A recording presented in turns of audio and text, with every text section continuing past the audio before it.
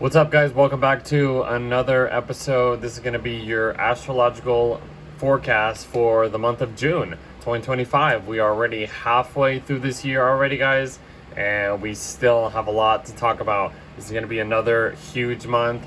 If you watched my May forecast, I talked a lot about what was coming towards the summer months.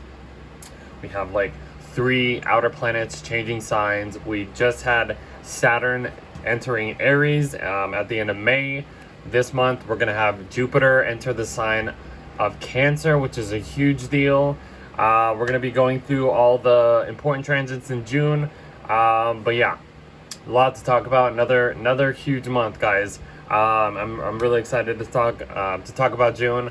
So thank you for being here.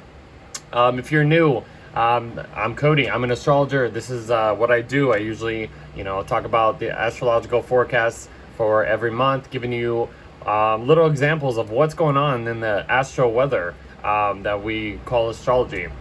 So yeah, thank you for being here. This is going to be a really interesting month to talk about. A lot of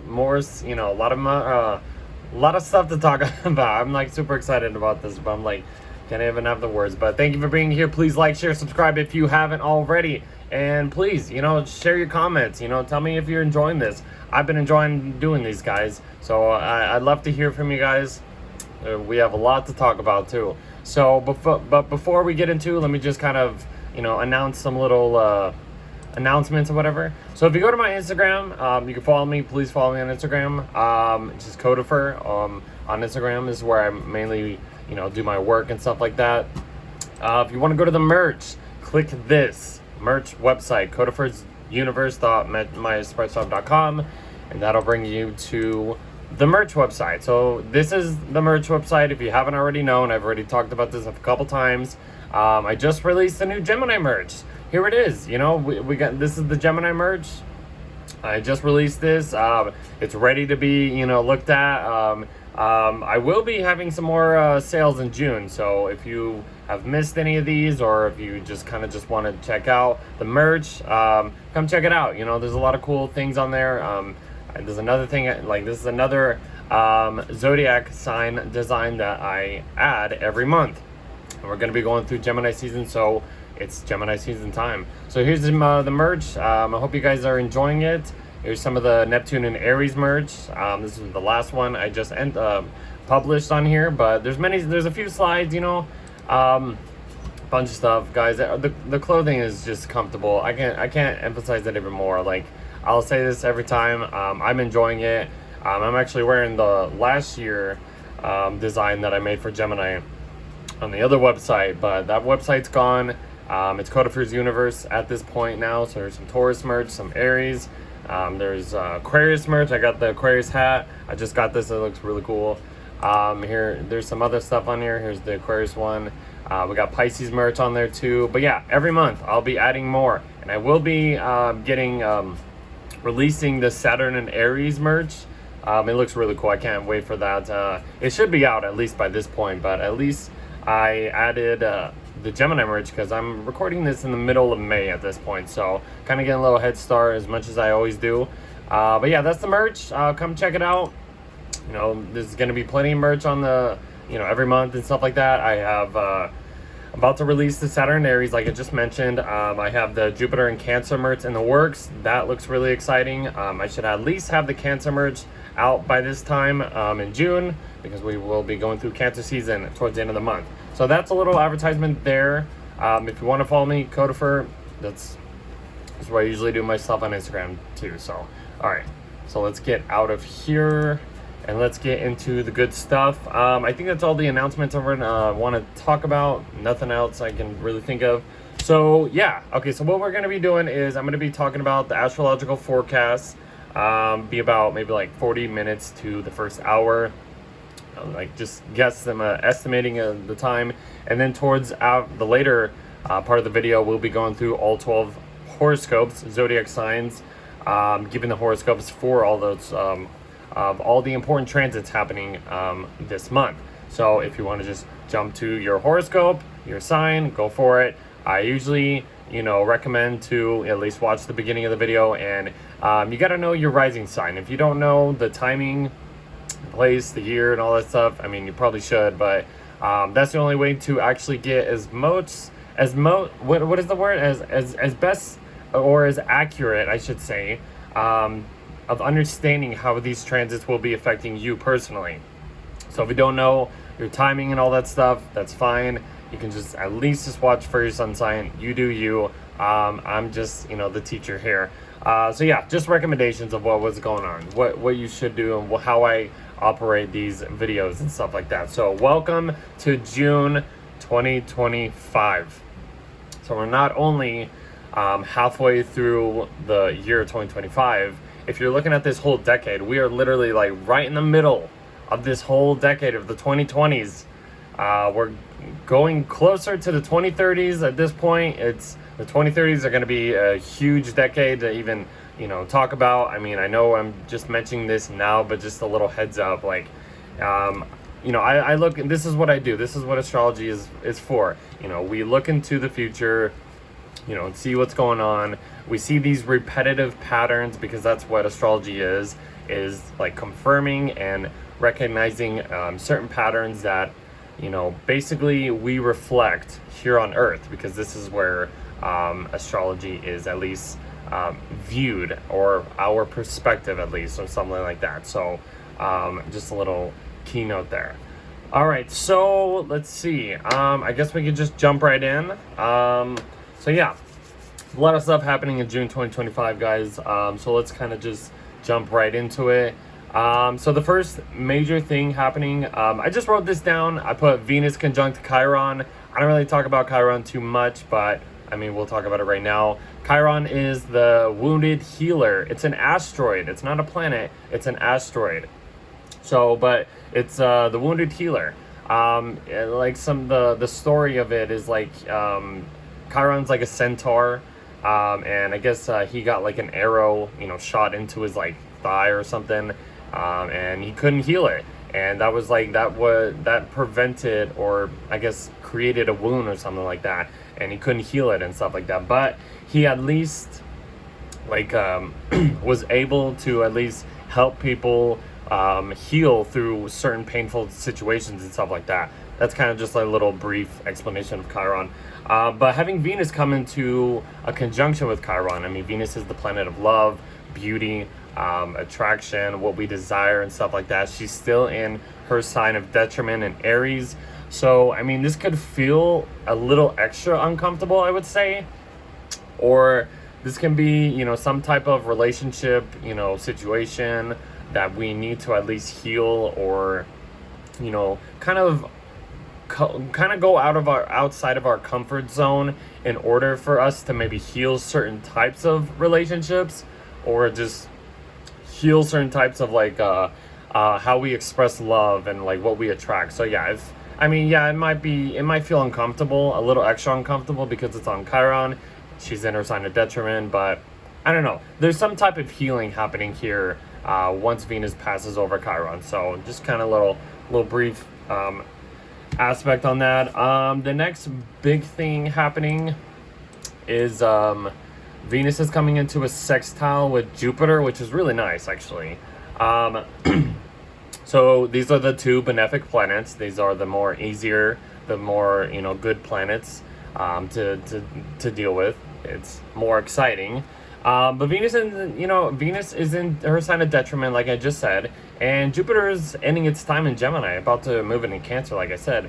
But right now, Jupiter is still in its sign of Detriment of Gemini. So, like, these two planets are, in these detriment signs, not really working or operating in the way that they like to, but they're coming together in this little sextile, creating a little bit of like opportunity of, even if it's like some type of dysfunctional situation or whatever, these two planets are giving us an opportunity to kind of create something enjoyable through this dysfunctional or detrimental kind of energy. So, take advantage of that.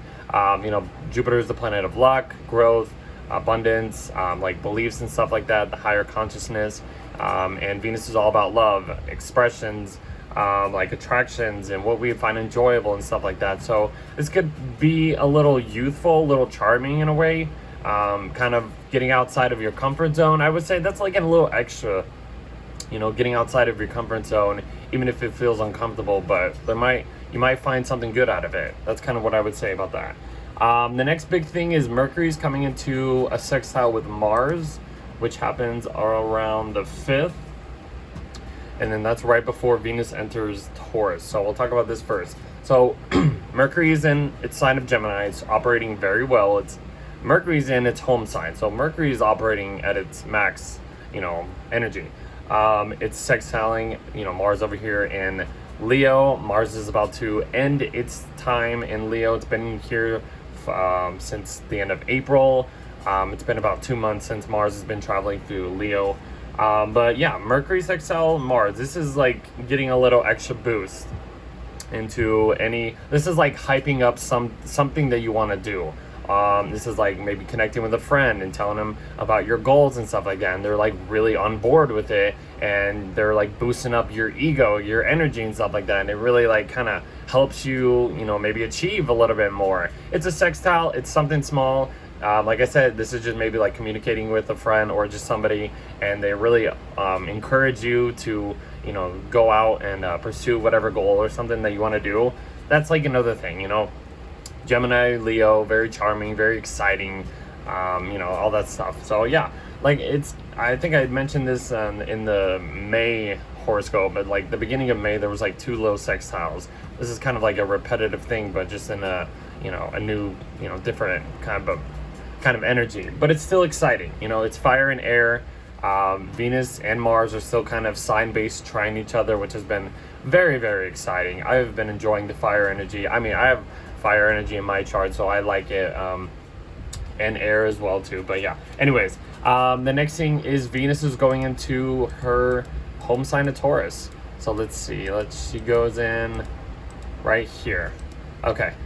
So Venus is over here. She's in her sign of Taurus now. She's in her sign where she can feel comfortable. She can operate more, efficiently, more enjoyable. She's not in her sign of Detriment in a Mars world sign where she has to feel it uncomfortable to go after anything that she wants. She can at least move into the sign of Taurus and find this consistency, fixed energy. It's a fixed sign.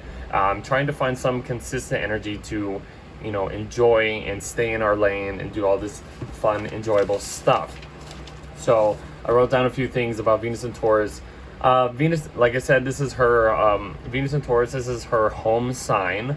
I like to call it her spring home sign. This is just kind of like a more of an enjoyable type of energy. Like it's like you're going away and, like let's just say an Airbnb or something. And like it's just it's very comfortable, it's very enjoyable. There's just like all this like just nice stuff in a way that like it's like your getaway kind of home in a way. Venus and Taurus can be very grounded. She's not going to be so fiery or hot when she's in the sign of Aries. She can at least come back down to earth, get a little bit grounded, and like enjoy like the Taurus themes, which are all about being comfortable, embracing the sensual side. It likes to indulge and stuff like that. That's such a Taurus theme. I've mentioned it's about consistency, so it's kind of like locking into your fixed lane and not really changing anything about it. Like all Earth signs, the Venus or any planet in an Earth sign can be very practical or reliable. Venus and Taurus loves can enjoy all the pleasures and stuff like that, like any type of the pleasures that we like to enjoy. It has a very huge desire for beauty because that's Venus in general. It just, spring-like warmth, all that kind of just attractiveness. That's kind of Venus and Taurus. Like to keep things peaceful. It's a very, that's Taurus in general, kind of keep things calm, stable, and all that stuff. Venus and Taurus, or people who have Venus and Taurus, like stability, like to have that stable, secure ground, basically that foundation. She's the ruler of Taurus, I mentioned, and there can be a stubbornness in to what we desire over this period of time, which can be good, which can be annoying. But that's just whatever. So if you have any like fixed placements, I mean, it's Venus. Even if she is squaring or going opposite your placements, it's not going to be the biggest deal in the world. There might be like some little tinkers that you might have to adjust to, but it's Venus. If it was a like a malefic Saturn or Mars connecting to like challenging aspects of your chart, it would be a little bit more challenging in a way. But it's Venus. But let's just enjoy this. You know, Venus is in her home sign of Taurus, so she can be very enjoyable. She can bring people together. It's not like really like going after what we want. We can enjoy things by having things coming to us. We can receive more. That's kind of what's easier about having Venus in one of her home signs. Okay, moving on. The next big thing is Mercury is coming into a conjunction with Jupiter at this point. Okay, so that happens, when does that happen? Right there, that's right before, okay, we'll just talk about it right here for now. So it's around the 8th. I would just say big news. Jupiter is about, is the planet of the abundance, big news and stuff like that. And Mercury is kind of like a microphone, or it's just like, what do you want to say, Jupiter? And then Jupiter just like kind of, because they're at this is like getting some type of big news or getting some type of message that really like might feel, I mean, it's Jupiter and Gemini, Detriment. There might be some uncomfortable, rational thoughts that maybe like, I mean, Jupiter and Gemini has not been the easiest transit, but at least having these two at the last 29 degrees of Gemini, this is the last hoorah. This is the last final, like, okay, you've gone through this whole sign, like, let's just kind of move on at this point. But is there anything that we have to do before we, this is like the cleanup part before we leave this house in a way. But yeah, just think about like, maybe something big news, something to do with like the lower consciousness mixing up with the higher consciousness, and just being more rational about certain messages you are receiving, or just maybe traveling would be fun at this point. These two can represent traveling, so maybe there's a little short, last minute travel plan that you want to do. I don't know, something like that. But yeah, they're about to, Mercury's about to enter Cancer at this point after this, so then we get Mercury into Cancer. Okay, and then Jupiter will eventually get into Cancer as well too, but Mercury's in Cancer at this point. So Mercury gets out of its home sign. It was working, pinpoint, accuracy, just boom, boom. It's kind of just working rational. It's Mercury in a home sign. It's working pretty good. But now it's in Cancer. It's in the sign of the moon. So it has to express more emotionally, intuitively, and stuff like that. I think like Mercury in Cancer has a very like soft-spoken type of tone. If you know anybody who has Mercury in Cancer, it's very very, soft, enjoyable, kind of just like, it's just speaking from the heart in a way. It's in a water sign, so like I said, it's speaking more emotionally and like listen to your intuition and stuff like that. That can, at least give you the, have this explanation of what Mercury in Cancer. I'm all over the place, I know. There's a lot to talk about. I'm always just like saying that. But yeah, Mercury in Cancer, soft-spoken, speak to your heart. Yeah, I mean, it's very just emotional, just soft and easy, whatever. Okay, Mercury's going to be in this sign for like a few weeks, and then it's going to go into Leo, and then that's a whole other thing we will get to, very important. I will just put that out there. The next big thing is Venus is coming into a square with Pluto. That might not feel easy. These planets going into Taurus, squaring Pluto, kind of been a little rocky in a way. The Sun did it at the end of April. Mercury did it in the middle of May. It's just, it's a fixed sign square. Things are not really, there's kind of like butting heads in a way. Things are not changing. Things are not moving fast. I would say like, yes, Venus is in her little spring home sign, kind of trying to enjoy a lot more comfortability and stuff like that. Pluto over here, you can even say like Pluto's in the superior position, which kind of gives Pluto the upper hand in a way. Pluto's in retrograde. I mean, it's not the biggest deal in the world, honestly.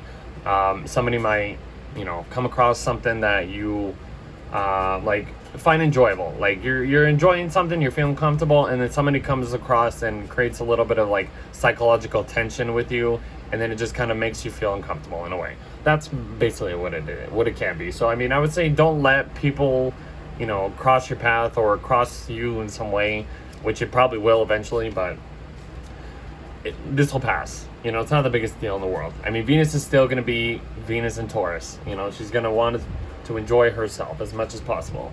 And then we get to Jupiter entering Cancer, which is already there. I think it was in my 2025 video or episode, whatever you want to call it. I ended up being like, oh, Jupiter's entering Gemini again, which was basically Jupiter entering Cancer. And I was just listening to that, and I was like, did I just say that? But yeah, so don't, if you watch that, don't worry about that. Anyways, Jupiter's in Cancer, guys. Like, he's not in Gemini anymore. Jupiter is exalted in Cancer. This is another huge thing happening for this year. So it's like this past year, Jupiter has been in its sign of Gemini, which is its detriment sign. And it hasn't been operating very well. It's been very kind of annoying, We've been trying to be more rational or be more optimistic through rational ways of just thinking and just communicating and stuff like that. And it's kind of been a little off.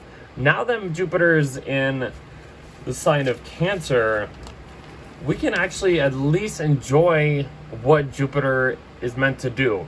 This is another planet in operating very, very well. Jupiter's in one of its favorite signs.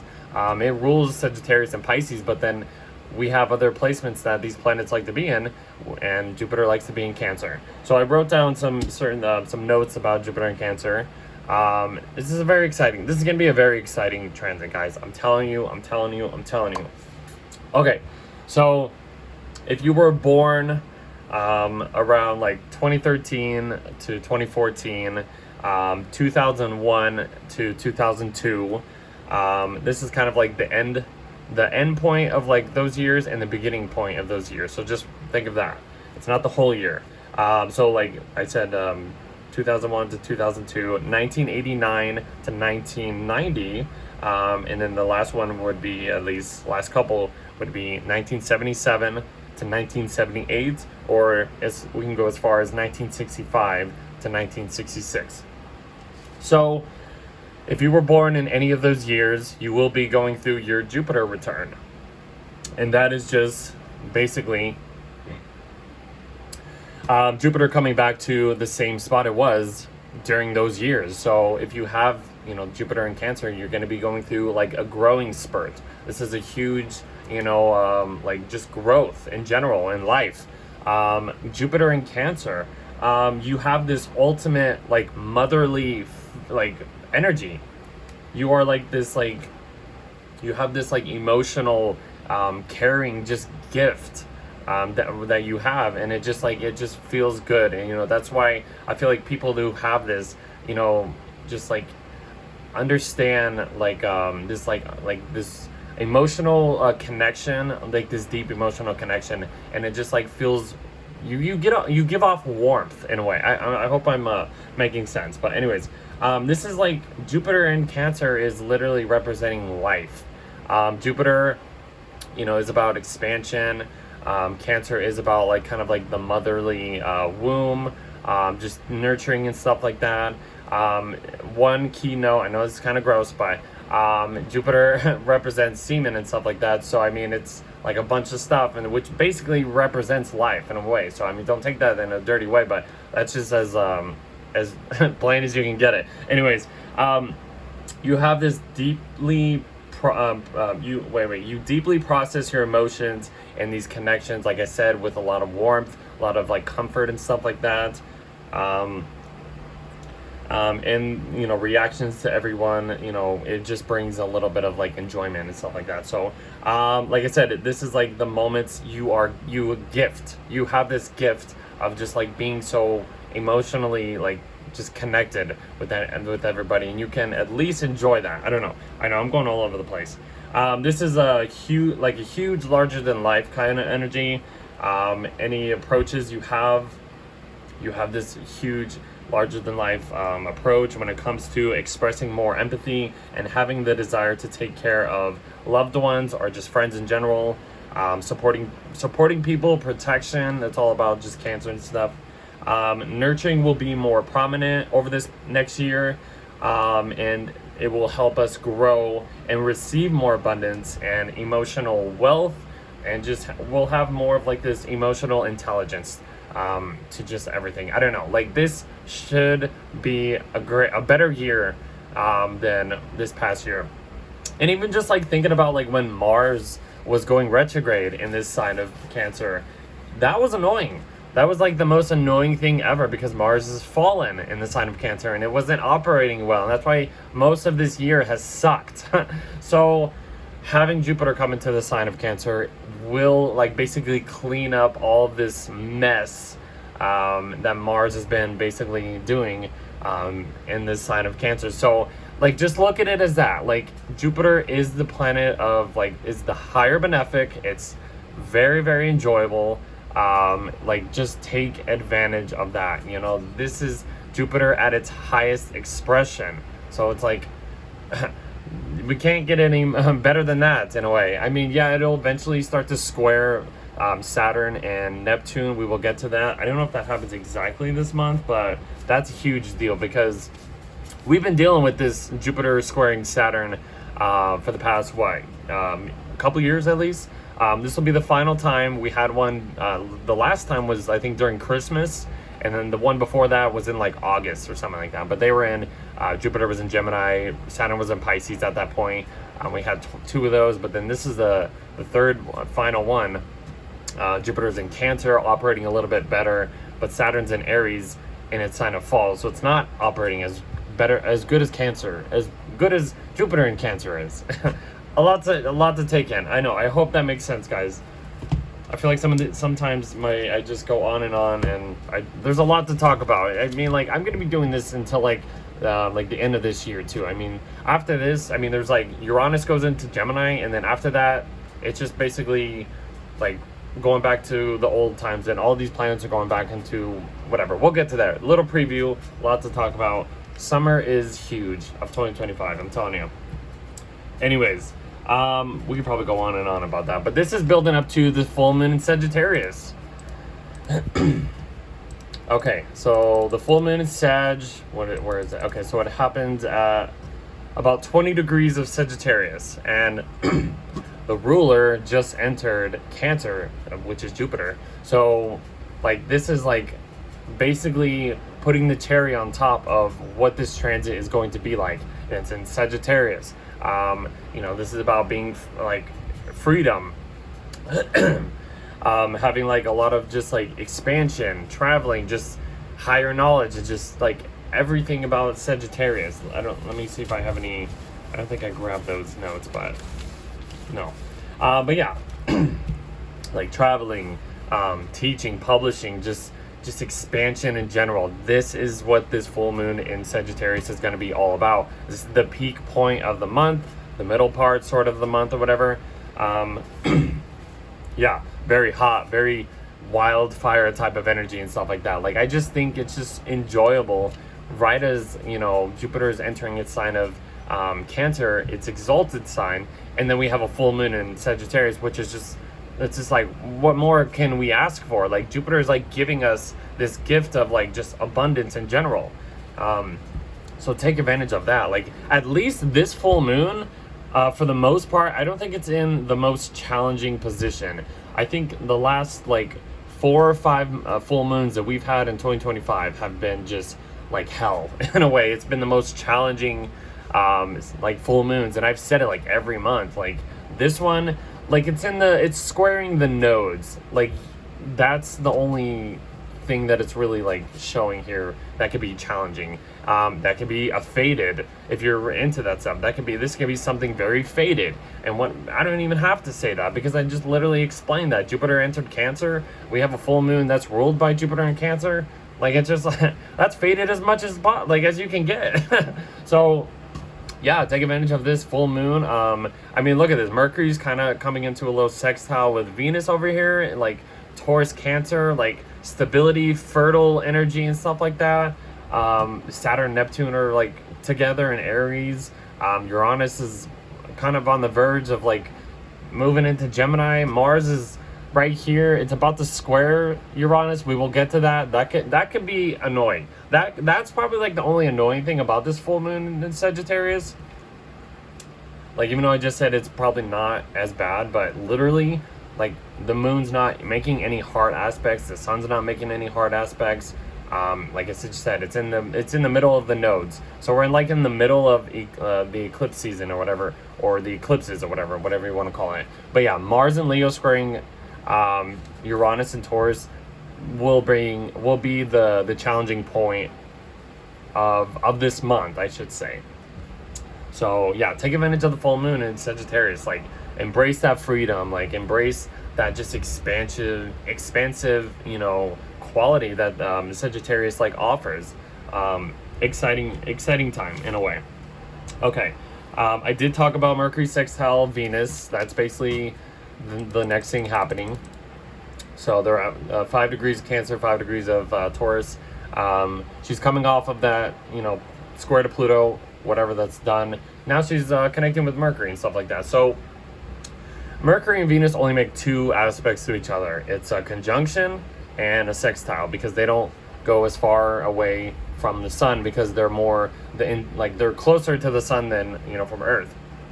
Every other planet is just like, you can see like during night. You can't see Mercury and Venus like during the middle of the night because they're closer to the sun. Anyways, so Venus Mercury sextile, enjoyable stuff. I mean, Venus is in her home sign of Taurus, already finding enjoyment right there and comfort and stability. Mixing with Mercury and Cancer, conjunct basically Jupiter at this point. Yeah, like Taurus Cancer, I would just say it's just like more of like a stable, secure type of energy. So this is just enjoying, just enjoying conversations or whatever. This could be very like abundant because Jupiter is kind of in the mix of this. Yeah, I mean, take advantage of this. Like, this is just creating abundance. I wouldn't say abundance, but just creating like just enjoyable energy. And then, okay, we do have, wait, when is it? Okay, so we have 2 things happening on the 15th. Okay, and then actually, let me talk. I don't think, does that happen on the 15th? I think that happens a day earlier. Okay, we'll talk about that first. Okay, so this is when Mars completes that square with Uranus. So it's around the 14th, 15th, middle of the month. Mars in Leo, Mars in Leo has just been, very bold. It wants to do things very courageous, very just like, it wants to be the performer. It is the performer in being in Leo. So over this past couple months, it's just been doing things in a very fixed, bold way. But then it comes into this square with Uranus, this 90-degree angle. And this is where things might throw us off. If we're doing anything, we're going to run into some unexpected obstacle, unexpected chaoticness. This could be some unexpected confrontations in a way. Something will be thrown into our plans that that might seem it's like it's ruining it, but it could be either something that's just like trying to stop us from going after, like kind of like hurting yourselves. It's like you're going, like, let's just say you're speeding down the highway, and then you end up getting pulled over because you're speeding. That's kind of what this is. And it's just like, you screwed up and stuff like that. You went too far, and then now you have to face the consequences or something like that. Or this could just be some liberating type of way that has to throw us off our tracks in order, I guess, to adjust to new ways or something, new ways of like going after stuff or something like that. I don't know. This could be unexpected. I mean, just be careful, I would say, because Uranus is unexpected. It could be, anything at this point. Yeah, so just kind of watch what you're doing, even if you want to just be this performer and then somebody like throws something at you and it's like, Ow, that just kind of ruined. It's like a buzzkill in a way. So yeah, I would just say be careful and stuff like that. And then the other thing I was talking about is Jupiter coming into a square with Saturn at this point. So this is the third and final square that these two will be making with to each other. And since since last year, over the past like I don't know, we'll just say about a year, Jupiter and Saturn have been forming this, this opening square, this first quarter square. Think about it, it's like the moon. I've talked about this in one of the other videos. This is like the first quarter square. This is the action in crisis point, I believe that's what it's called. And these two planets, I've talked about it. They're both about growth. Jupiter is about that expansive growth, and Saturn is about that hard-working growth. So even though Saturn is in Aries, it's kind of like limiting, restricting these impulsive, just actions or just immediate results and stuff like that. I've talked about it a little bit in May, so go watch that if you want to know a little bit more on Saturn and Aries. But it's like this delayed gratification. Aries is about, like I said, immediate results and wants to just go and do things. But I talked about like Saturn being in Aries is kind of like restricting that. It's kind of actually thinking before jumping in a way. But it forces us, this is a new reality check. And Saturn and Neptune are only going to be at this point in the sky. They're basically about to slow down and station retrograde. That'll happen in July. But yeah, this Jupiter-Saturn square, like this is a last push for some type of growth. And, I would say at least Jupiter's in a more operating good sign to, do its thing. But there's still this uncomfortability. There's still this restrictions that we have to maybe, like we have to be a little bit more disciplined or mature before we can actually, enjoy like any growth in general. Even though Jupiter's like, yes, do it. This is as best as it's gonna be. But then Saturn's like, yeah, but we have to limit ourselves and stuff like that. Like we can't just kind of just jump for it and stuff like that. Saturn is in the superior position, has the upper hand in this point of the chart. So yeah, there's restrictions. There's more discipline that we need to learn about. This new reality check and whatever.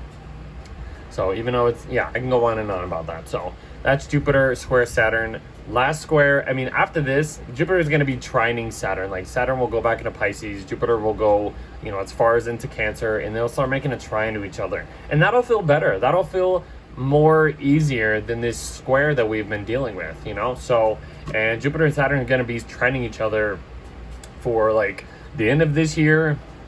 And then Jupiter will go into Leo by next year. Saturn will be in Aries at that point. They're still going to be trining each other. Like, it's going to be a little nicer. We'll have that understanding of this growth. Okay. Where are we at? We're in the middle of the month already. Okay. The next thing is Mars is going into Leo. Not Mars is going into Leo. There I go. Messing up my words again. Mars is going into Virgo, leaving Leo and stuff like that. One thing I just want to say real quick. The next time Mars is in this position right here, from going into the end of Leo, the beginning of Virgo, this is going to be the next Mars retrograde territory. Just to point that out there, okay, guys? That'll be at the end of 2026 into the beginning of 2027. So just kind of remember that. Anyways, Mars is going into the sign of Virgo. So this performance that Mars has been kind of just going after, doing, expressing, is getting grounded at this point. It's going into a mutable earth sign. So it can be more adaptable. It can be more flexible. I did write a little bit of notes about this. So Mars and Virgo, this can be a more focused and practical approach in any action we take. We will be focused on more detail work, or like details as we serve either ourselves or serve other people. We can have a more analytical thinking process and how we plan our actions. Mars is in a Mercury ruled sign. So it has that intellectual mind, like it expresses things through the mind, through words and stuff like that. I have this natally. I have Mars and Virgo, so I enjoy this. At least, I kind of operate. I do things in a more detailed way as much as possible. Mars and Virgo kind of has this like strive for perfection. I mean, that's any Virgo placements in general, but just, having the planet of action, energy, drive, confrontation, just going at it in the sign of Virgo, it kind of like brings a more meticulous, methodical approach to anything that we do. If you have this, you understand. But yeah, so like I said, drive for perfection. Like every earth sign, Mars being in the sign of Virgo can be very practical, methodical, I mentioned, efficient to, any goals, anything we want to achieve and stuff like that. Mars and Virgo can be very organized in the way it does things, very humbled kind of energy, humility, is that the right word? Yeah, this can be a very humbled energy in a way. I mentioned it's intellectual, yeah, and all that stuff. So yeah, I mean, the only annoying part about Mars going through Virgo, it's going to be going over the South Node. That's whatever. That'll feel a little draining in our actions that we take. But I think that happens in like July at this point. So at least we get a little bit of like, not so, like the beginning part will be at least enjoyable, sort of. I don't know. If you have any mutable placements, yeah, this might bring some challenges. Like I mentioned earlier, Mars is a malefic planet. So if you have any like mutable placements in Sag, Pisces, Gemini, or in Virgo, this could be a little bit more challenging. So, but this is for me, at least for me, like I'm getting my Mars return at this point. So I have Mars at, what is it at? I think it's 13 degrees of Leo. I can't even remember. Not Leo, 13 degrees of Virgo. I think that's when I have around. So kind of a big thing. Like if you get in your like Mars return, it's such a like a refresh type of energy. Your direction in life, just any, it's just being refreshed at that point. And that's all what a Mars return or anything like that. So anyways, okay, let's kind of move on. So yeah, that's Mars and Virgo. We can talk about it if I have anything else to say about it. Then this is when the next big thing is Jupiter is coming into a square with Neptune, which happens, when does it happen? I have it on the 18th. Okay. Lots to talk about. I know there's just so much. This whole year is just, there's so much to talk about. Like I feel like all of my videos are just long and stuff because there's a lot to talk about. Anyways, so Jupiter's coming into a square with Neptune on top of Saturn, and look, the moon's right there too, just influencing this this energy. So it's kind of just like the same thing, I would say, but Jupiter, yes, is exalted in Cancer, operating very well at that point. Neptune though in Aries, has been interesting. It's been spiritualizing our these impulses, these actions that we haven't really felt before because we've never experienced Neptune in Aries at this point. It's been about like 160 something years since Neptune's been in the sign of Aries. So yeah, maybe they were feeling it at that point in the middle of the 1800s or whatever. But coming back to this Jupiter squaring Neptune, Jupiter and Neptune kind of have this similar spiritualized feeling or energy, I should say. This is going to be weird. Like, I can't really explain exactly what it is, but I mean, it's bringing some challenge to our beliefs, but it's also, like the Neptune part is, it's really just challenging our spiritual side. I don't know. This is weird. Like I can't really I can't say. But okay. Neptune, spiritualized stuff, illusions, fantasies, dreams. That's Neptune. Squaring Jupiter, beliefs, growth, luck, abundance. There's gonna be some type of challenge in how we want to grow, receive abundance. But Neptune and Aries, there might be some deception that comes across us that might rub off our beliefs and stuff like that in a way. I hope that makes sense. But yeah, some type of illusion, like action oriented spiritual illusion, might get in the way of how we want to like grow in a way. That, I don't know, this transit's weird. I can't really like explain too much. I don't know. Just kind of like just say that. I mean, Jupiter's in the square with Saturn as well too, so it's like mixing a little bit of restriction with this spiritualized fantasy kind of type of, I don't know. It's weird. It's weird. I know, guys, but I guess that's as best as I can explain it. I hope that makes sense. And then the sun goes into Cancer. That was kind of a weird explanation. I hope that made sense.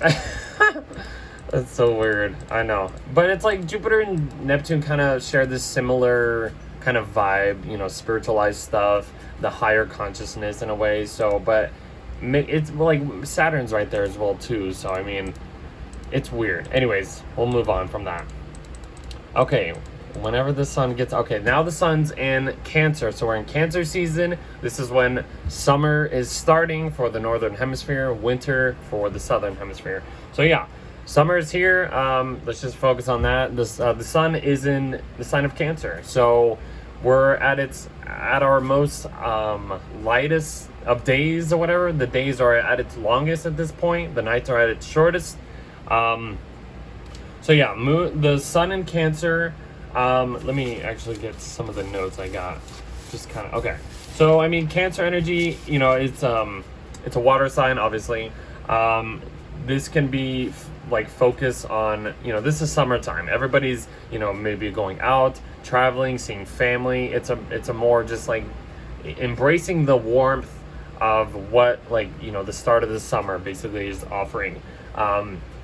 Very emotional expressions, very home-like kind of energies and stuff like that. Like I said, it's very protection, nurturing in a way. Like this is Cancer energy in as well. And the sun's going over the, you know, conjunction with Jupiter, which is bringing like an extra larger than life type of energy on top of Jupiter and exalted in Cancer as it is. So that's a pretty interesting low. I mean, whatever. It's just Cancer season. It's not the biggest deal in the world. But if you are a Cancer, happy birthday. Like, so yeah. But then the sun's going to be going over Jupiter, larger than life. That's like literally as best as you can explain a sun conjunct Jupiter. This is as we call Jupiter Cazimi. So yeah. Let's see. Okay, so let's see. We can talk a little bit more about this, but yeah. So the next big thing is Mars is coming into a little sextile with Jupiter here. That's kind of nice. Jupiter is exalted in Cancer, bringing more of a, like I said, larger than life type of energy, nurturing stuff, very protection in general. Mars in Virgo is doing things in a more service-based way, kind of looking at things in a detail-oriented form. Virgo and Cancer, I feel like share this similar energy of like taking care of just like each other. You know, Cancer is all about taking care of like the emotional side, and then Virgo is taking care of like the more health related side in a way too. So this can represent some like healing type of energy and having some type of growth. It's a sextile. It's not the biggest thing. Maybe just doing little things, like adjusting to certain things, increases this growth in general. So kind of cool, little sextile there. And then the sun ends up going into the same square to Saturn and Neptune, as it's basically coming into the, you know, a conjunct Jupiter in this way. So, you know, let's just kind of go back real quick. The sun coming into a square with Saturn, that, okay, there's going to be some reality check, you know, some testing in a way. This could feel a little restrictive in a way. Like I've said, that's just Saturn.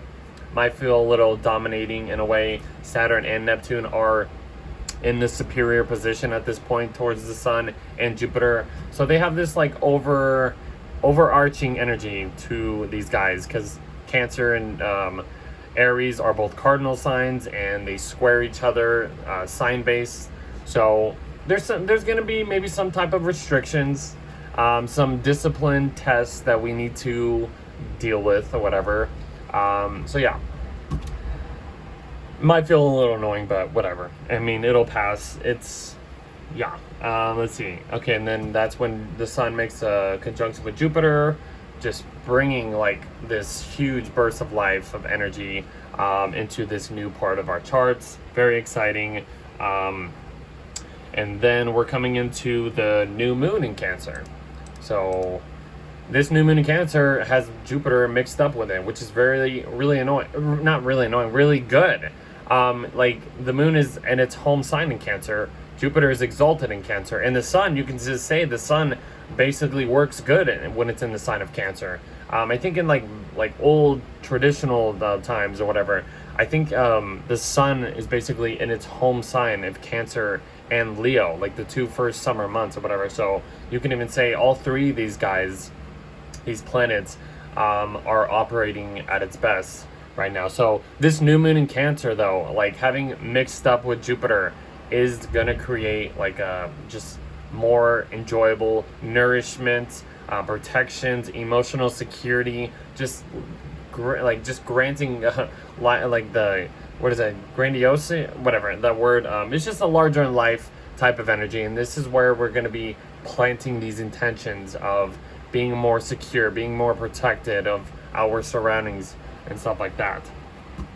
Mercury's coming into a sextile with Uranus. What is it, the next day? Yes, and then the moon's right there too. That's pretty cool. I mean, mixing something unexpectedly, like expressing something more nourishing emotionally, and you know, kind of creating something, like mixing two things together and making something like, it's a little sextile, not the biggest thing. Try something new. You might have this like unexpected thought that creates something, some type of security or stability in some type of way, emotional connections or whatever. Yeah, try, you know, that could be exciting. Okay, Venus is actually coming up to a conjunction with Uranus as well. So, and then after that, Mercury enters the sign of Leo, and I mentioned that earlier in this video. So Mercury is going to be in this sign of Leo for like 2 months, and that's because we're going to be going through another Mercury retrograde, not in June, but in July and like August or whatever. So like June is like the last full month where most of these planets are moving forward.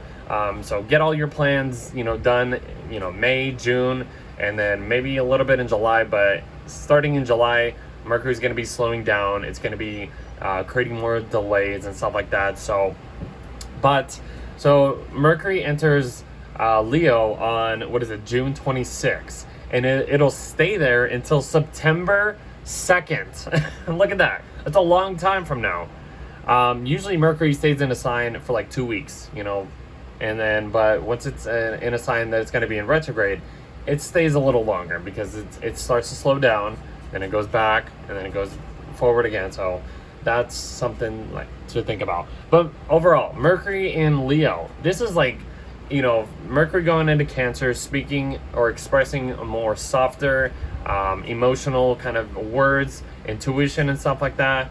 Moves into Leo, very bold, very speaking, you know, saying it with your chest and stuff like that. Just loud and proud. That's Mercury in Leo. So like, be loud and proud if you have to be. But yeah, but there's going to be some delays when it comes to, you know, it's like now Mercury's in this performance type of energy. And we're going to be having to go over the rehearsal, and then we're going to have to change up certain things to adjust and make it right. So this is kind of just like, you know, planning a show, trying to get everything in order. You know, this Mercury retrograde in Leo is going to be like, okay, now we need to adjust this, tinker this, you know, make sure all the lights are good, make sure all the stage is like well formed and everything. Like that's kind of what it is. Like it's like when Mars was in Leo, you know, Mars is just the performance, stuff like that. It went retrograde in Leo, and then it stopped, and then had to go back into Cancer, and then it's kind of like the repetitive thing. But this is Mercury. This is our thoughts, our communication, how we are expressing things. Very bold, confident, stuff like that. That's going to be like this for the next couple months too, so people can be a little bit too bold and confident in what they're saying. And then let's see, the sun comes into a little sextile with Mars, kind of enjoyment. This is just like on top of what I just talked about for Mars sextiling Jupiter, creating more security, creating more emotional protection. Mixing this Cancer and Virgo energy, together and making something of it. So it could be kind of exciting.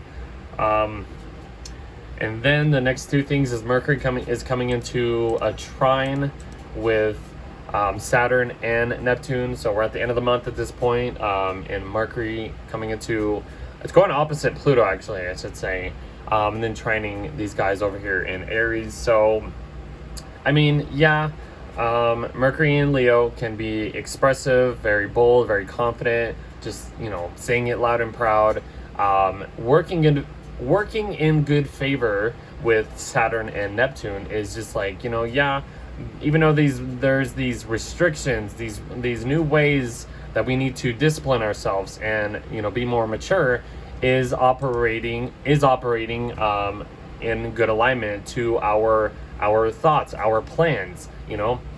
This is a more disciplined way of thinking, or you could say even spiritualizing this ways of thinking as well too. This is in fire signs, very heated, very just like bold, confident, stuff like that. But then Mercury goes opposite Pluto, and it's just like you're getting feedback from something, and then it just kind of creates some tension.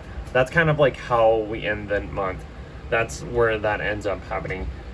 So that's kind of it. I mean, and then Mercury, I think, I put Mercury into shadow on the 29th. So maybe he'll come back to this point when he stations direct, I think in July or August. I think it's gonna be in August. So by the end of summer, Mercury will come back to this point. Yeah, but yeah, look at this. Goes opposite Pluto, enters shadow. So that's kind of how we end the month. That's June. I know, a lot to talk about. There was a whole hour.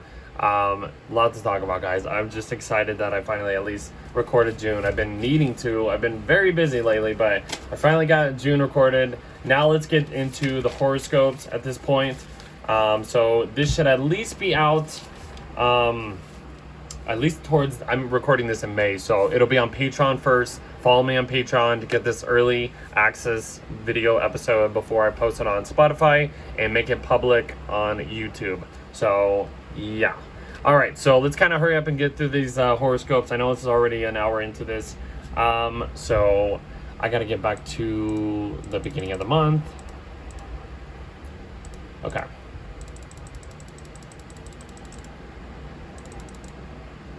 Okay, so as I usually do these, like I said, you got to know your rising sign. If you don't, that's fine, whatever. But know your rising sign. It'll give you more accurate predictions or results, or just predictions in general, just like guessing how things will operate because of the certain house placements these planets are going into. If you haven't watched my Astrology 101 video, I should have mentioned that. Go watch that. I give you an explanation of everything that you need to, basic astrology. The sign, I talk about the signs, I talk about the planets, talk about the houses. It's a really interesting video. Go check that out.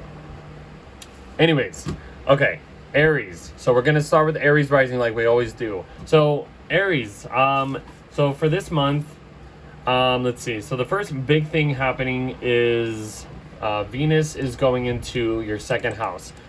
So you had Venus basically going through your first house, kind of bringing more of a beautify, kind of action-oriented desire, very fiery impression onto other people. But then now it moves into your second house.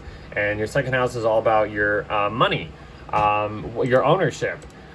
This is going to be a more enjoyable time because Venus is operating in her home sign of Taurus. So you could be possibly receiving more possessions, receiving more valuable items, more finances, maybe working extra hours just to receive things that you need. This is going to bring more security in general. So that's a really exciting thing to look forward to. Take advantage of that. Then Mercury goes into your fourth house. followed by Jupiter entering your 4th house, which is a huge deal. So Mercury going into your 4th house, you're going to be maybe focusing on more home situations, your domestic life, expressing more maternal, expressing your maternal instincts, like your motherly kind of expressions, maybe spending time with family, taking care of just like certain things around the house, just kind of being your own parent in a way. Having Jupiter enter this sign of Cancer, enter your 4th house, this is huge. I mean, you can look back, even though Jupiter was in its sign of Detriment, how has your, communication style grown? How has like any of your, if you've done any like social media content or something, or spending time with siblings or something like that, how have you been benefited through that? Now Jupiter entering your 4th house will give you this extra boost of life. This could actually give you a more bigger house. So if you're planning on moving over this next year from like June of 2025 through the end of June of 2026, that's when Jupiter is going to be in this sign. I should have mentioned that in the previous video, but yeah, so Jupiter is expanding your home life, expanding like just stuff to do with like family and stuff like that. Like you could be more connected to family, or this will bring more benefits to your home life or to family in general too. So this is really exciting for you, Aries rising. Let's see, your intuition is going to probably be on key when it comes to just anything. Yeah, I mean, like I said, property, like just if you are planning on moving, like this would be the time to like actually do it. And it'll expand your home or expand your family. Like this can not, even if you're not moving, like maybe one of your family members ends up having a baby, and that just like expands your family and stuff like that. That's another possibility of that stuff. So it doesn't even have to be like moving to a bigger house. Your family can be expanding in that way. So yeah, huge deal. I mean, yeah, it's going to be squaring like Saturn and Neptune in your 1st house. So this could, just an example, like just, the 1st house is all about you. There's these restrictions, there's these new spiritualized impressions that you are putting out to the world. And it might come across or bring some type of challenge to your home life. Just a little example I just wanted to think of and share. Then we're coming up to the full moon in Sag. It's going to be in your 9th house. So this is like reflecting this expansive energy on top of it. Like I said in the video, like Jupiter going into Cancer and then having this full moon ruled by Jupiter in Cancer is putting the cherry on top. I'll probably say that for all the signs. But this is in your 9th house of like expanding your higher consciousness, traveling, principles, truths. If you're into religion, all that stuff, it's just coming to light. Any foreign topics and stuff like that. Yes, this is, like I said, traveling could be really interesting or more prominent because the sun's in your 3rd house of Gemini, short-term travels, and the moon's in your long-term travel house of Sagittarius. So if you're planning on traveling, this will be probably a good time to travel. So yeah. Let's see. Then the next big thing is Mars is going into your sign of Virgo, your 6th house of Virgo. One thing I want to say is Mars likes to be in the 6th house. It finds its joy being in the 6th house. So that'll give you like an extra boost of energy when you're operating, when you're doing any work services, just taking care of like other people. If you are like trying to take care of your health, this would be a good time to really focus on that detail oriented stuff in order for you to operate better. So this is like kind of maybe cutting out certain things, certain diets or certain foods out of your system in order to have better things so you can operate and work better, something like that. Maybe there'll be some type of confrontations in the workplace, possibly. I don't know. It's Mars.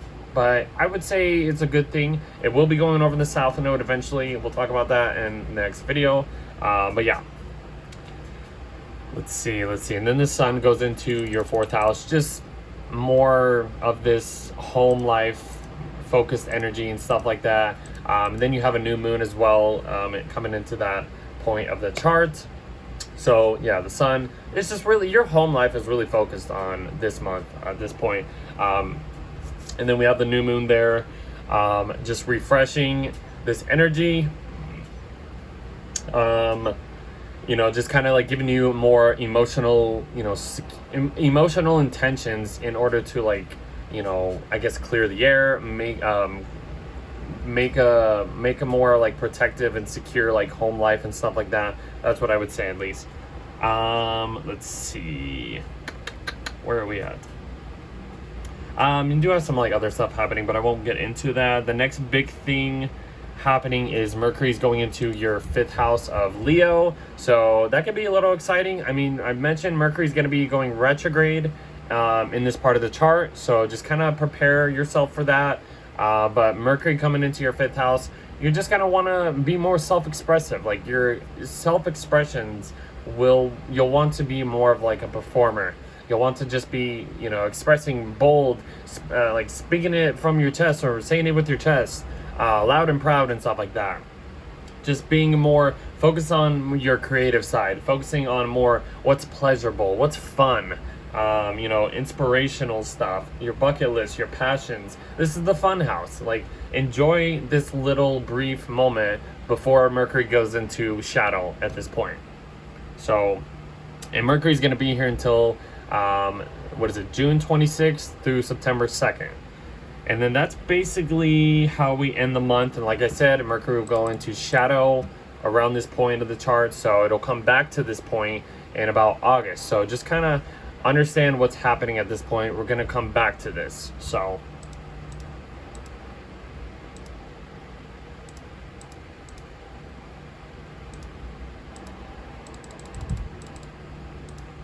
I'm getting way out of hand right now. Hold on.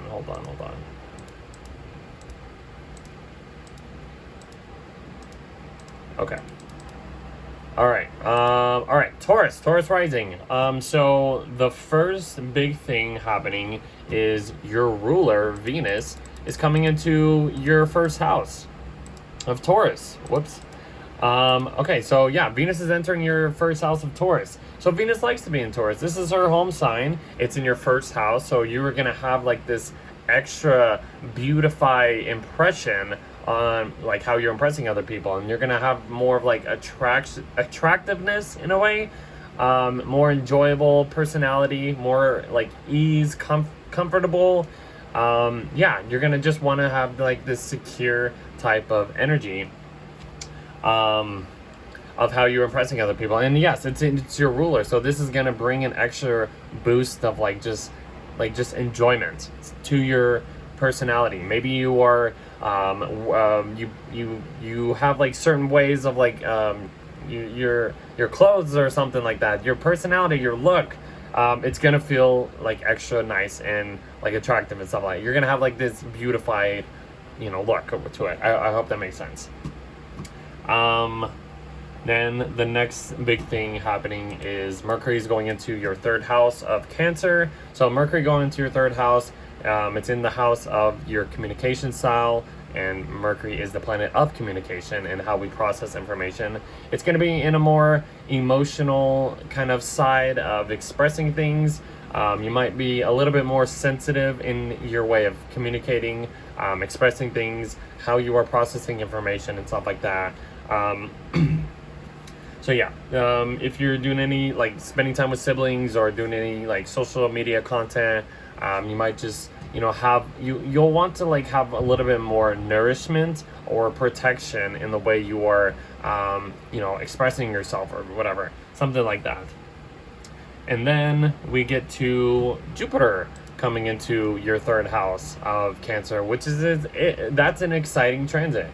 Jupiter is exalted in the sign of Cancer, so this is going to bring a more larger than life benefits to your communication style, to the like any social media, if you're working on any content or whatever that, any short-term traveling, any, you know, spending time with siblings.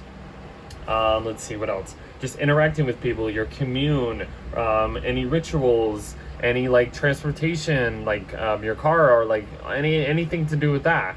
Maybe you'll get a new car or something that operates better. I don't know, like this is gonna be an interesting transit, guys. I mean, even if you're like trying to learn some basic education, Jupiter is the planet of that higher consciousness, even though it's in the house of like the like lower conscious, the rational side or whatever. But yeah, this is gonna be exciting, you know.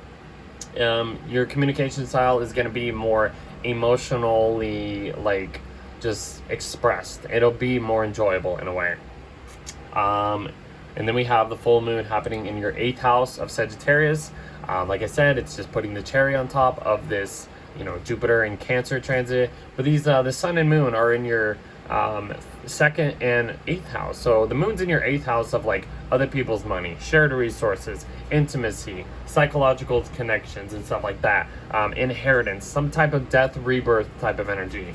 Yeah, this is just gonna like reflect, you know, maybe some money situations that are gonna be either you're paying off your debt at this point and you're like, wow, this is such a relief, or something like that, or you're just inheriting some type of resources in order to help out your own personal resources or personal finances and stuff like that.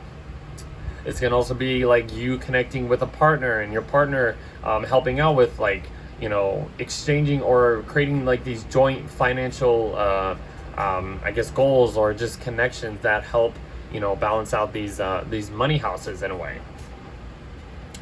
Let's see.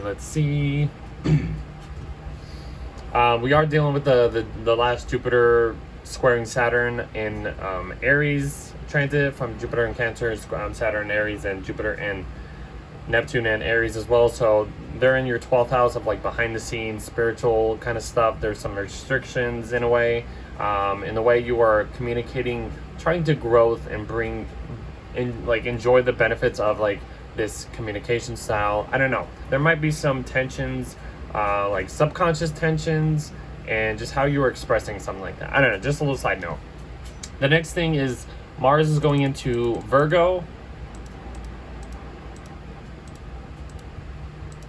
Okay, so Mars going into your 5th house of Virgo. It's going to be working in a trine to your 1st house, which could feel a little bit easier for you. It's in another Earth sign. It's very, very grounded, very, you know, comfortable, very just practical, methodical, meticulous, all that kind of stuff. Mars going into the 5th house, though, I mean, it's going to just, you know, you might want to have like you might want to focus on like more detailed stuff when it comes to like romance, you know, self-expressions, doing any creative hobbies, you know, just any inspirational or bucket list transits or whatever, or like just goals in general. You'll want to just at least, you know, be a little bit, you know, meticulous, you know, kind of analytical, doing things one step at a time in order, you know, putting your ducks in a row in order for you to reach these goals. And yeah, it's in a fun house, so this should be a little bit more easier and grounded and practical in the way you were maybe going after any goals. Mars will eventually go over the South Node eventually, which kind of might drain or replenish these actions in your 5th house. So your 5th house might feel a little draining in a way, because the South Node's in here, but it's just, like I said, it's refreshing, replenishing this area for you. It's letting go of old ways of, you know, maybe doing romance, and, you know, doing like giving you new ways or whatever. So yeah, the next big thing is the sun is going into your 3rd house of Cancer, and then we also have a new moon in Cancer. So yeah, I mean, this is just, you know, emphasizing and putting more focus on this Cancer area for you, your 3rd house, communication, education, short-term trips, siblings, interests, mental connections, rituals, transportation. All of this stuff is being focused and planted seeds in order for this lunation to culminate into something more secure, protective in a way.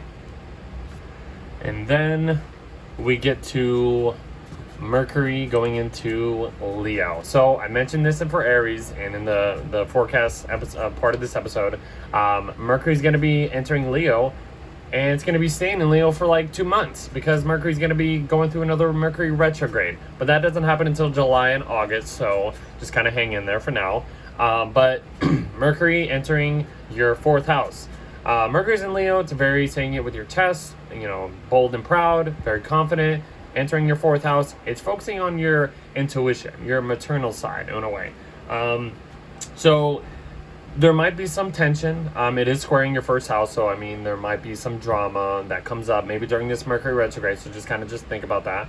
Hopefully not, but if it does, hopefully it's at least works out and a little better for what you are doing. But yeah, just expressing more of a, like I said, your maternal instincts. You're focusing on your home life at this point.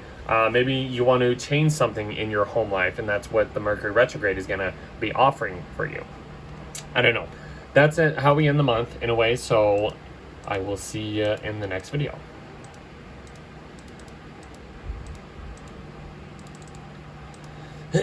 Okay, for Gemini risings. Okay, so the first big thing happening is Venus is going into your 12th house of Taurus. So yes, Venus is in her home sign, in the sign of Taurus. She's operating very well at this point. She's not in a sign of Detriment anymore, but she's in your 12th house, which is the more hidden, behind the scenes kind of house. So maybe you're gonna want to at least have, your love life, or just your love interest, or just how you were just expressing just enjoyment and stuff like that. You're gonna keep it on the down low. You want to keep it low key. You don't want it to be out there in a way.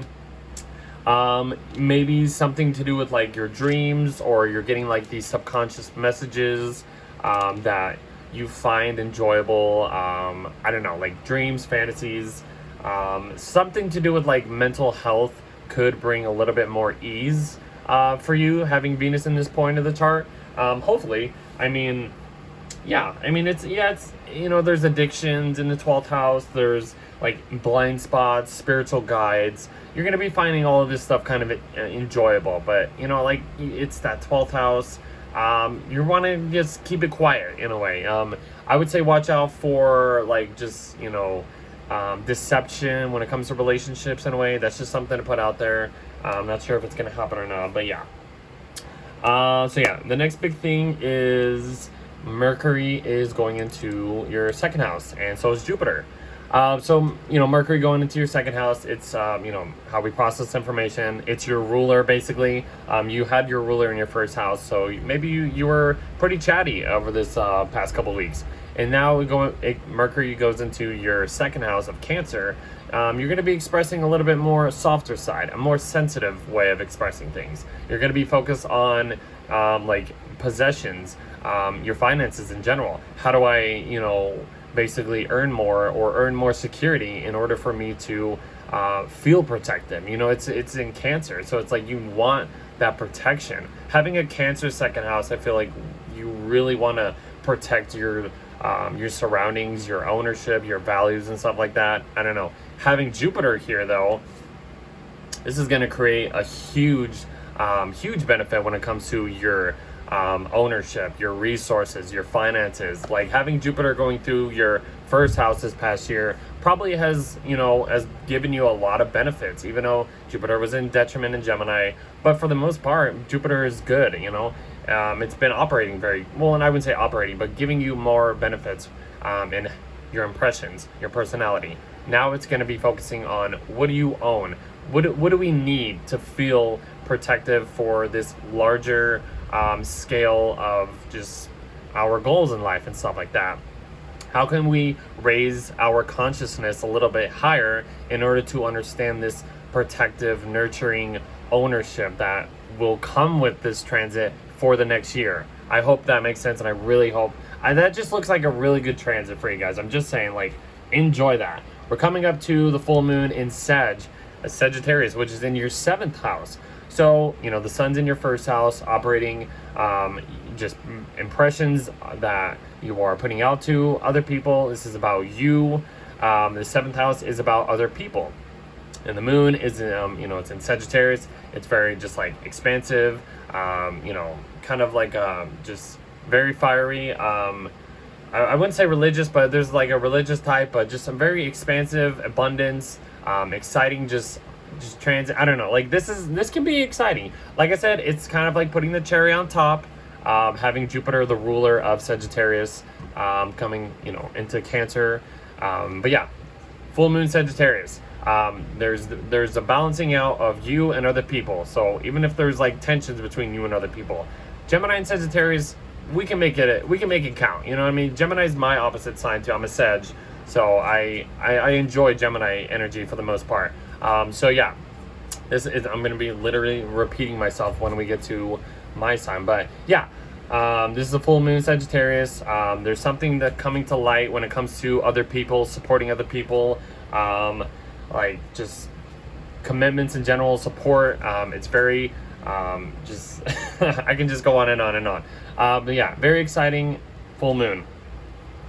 Let's see.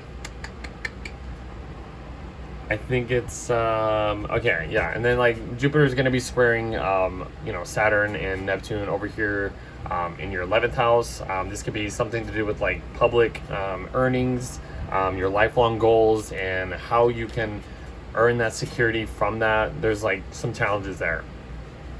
Mars is going into your 4th house of Virgo by, what is it, the 16th, 17th or whatever. Okay, so Mars is going into your subterranean part of the chart, which is the more home life focus chart area.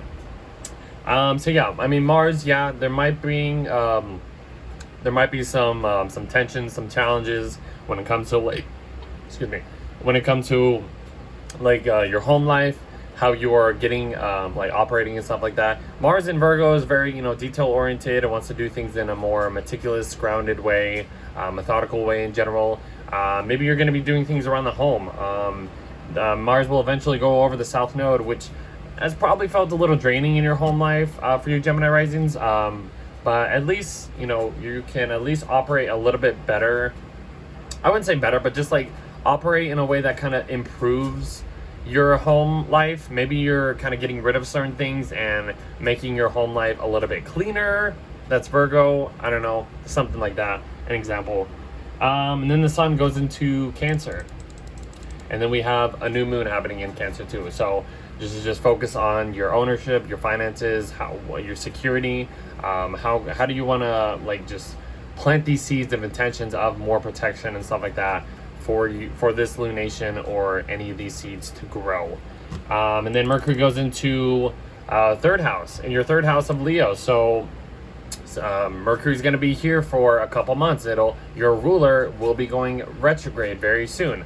But before it gets there, you're going to be probably expressing a little bit more, you know, saying it from your chest, bold and proud, very confident. You're going to have like these performance, massive, like bold expressions when it comes to maybe talking to siblings, how you are expressing yourself online on social media and stuff like that. But yeah, Mercury's going to be here until like September 2nd. So just prepare yourself for another Mercury retrograde.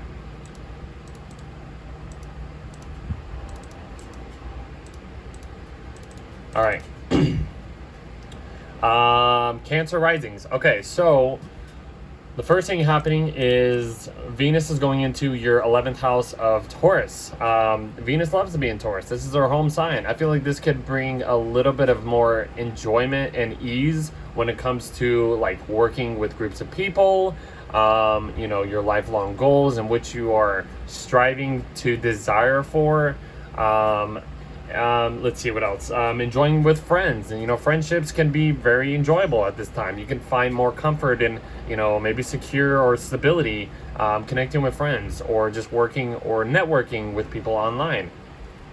You can have maybe more opportunities, you know, at this point. You know, if you're doing a lot more things with, you know, community service or something like that, or just earning like huge financial gains or whatever when it comes to like your public life or what you have earned through your career and stuff like that. This is the bonuses in a way, or your like what you earn from your career for the 11th house. So yeah, hopes, dreams, just connecting with your audience, all that kind of stuff, social resources, all this stuff is going to be enjoyable when you're working with other people. The next big thing is Mercury goes into your first house, and so does Jupiter. So, Cancers, even though you've been going through this Mars retrograde in this part of the chart in the past like year or so, this will be the more better, I would say, year for you guys. This is going to be not so much of a mess. This is going to be like cleaning up all of this crap that has been messed up in your sign, and Jupiter is going to bring more benefits into you. So this is one good thing, having Jupiter in the sign of Cancer. So enjoy this year, Cancers, or Cancer risings, whatever you want to say, because you will be gaining the benefits that Jupiter is, because Jupiter is exalted in Cancer. Jupiter loves to be in this sign. So it's like, there's nothing bad about this, guys. So enjoy this. This is literally going to be so much better than having Mars going retrograde in your sign. I'm telling you right now, just a heads up. Anyways, having Mercury and Jupiter into your first house, you're going to be just more expressive, more emotionally expressive in a way. How you are impressing other people, maybe a little bit more sensitive, just enjoying, you might have this protective, quality to it. That's just, your Cancer first house. You want to be emotionally, like, just emotionally connected with people and stuff like that. And having Jupiter here is going to give you all those benefits for the next year. So just enjoy that. It's going to be good for you guys. We're coming up to a full moon in Sagittarius. This is happening in your 6th house. Maybe something to do with like your work life is coming to light. Maybe dealing with like some coworkers or some health issues. It's really just showing you like this is, we're at the max point of this month at this point, with the moon reflecting the sun in your 12th house. So the sun in your 12th house, maybe you want to, spend a little bit more time, low key, kind of behind the scenes, letting old cycles end, just so, new cycles can begin, and they will begin as soon as the sun gets into your first house of Cancer. But this is just like one little, 12th house is all about, mental health and stuff like that, the subconscious dreams. 6th house is all about your physical health, the physical, realm and stuff like that, visible problems and stuff like that. So yeah, even if you have been dealing with some issues or whatever, this could show you hey, either you need to take care of this, or this is just, it will be the healing point at this point. Because I mentioned Jupiter is the ruler of this full moon in Sagittarius, putting that cherry on top of this whole month in a way. So, should be good. Let's see what else is happening. I think Mars is going into your 3rd house of Virgo at that point, around the 17th, 18th. So having Mars, like I mentioned, Mars was in your sign of Cancer. That was a whole mess. I know. We don't even want to think about it at this point. It went into Leo. It kind of got away from all that stuff. Maybe you had a little bit more energy into gaining more security. You did things in a more bold and confident way to earn that secure, or just earn more money in general. That hustle grind in a way. Having Mars kind of go into the 3rd house of Virgo, you're going to have a little bit more energy when it comes to maybe spending time with siblings, taking more short trips. You're going to maybe have this desire for just learning education, or just basic education in general, or learning. Mars in Virgo is a very detail oriented energy. So maybe certain things that you're planning, if you're taking a short trip or whatever, you want to at least have everything in order before you can at least go on your pursuits or whatever. But just you're gonna have a little bit more energy when it comes to just connecting with siblings, connecting with people that share the same interests. It's gonna feel energetic in a way. Mars will eventually go over the South Node, which will kind of drain the energy in a way. That'll be, I think, next month. But I think for the most part, Mars going into your 3rd house, I would just say maybe kind of take care of your transportation.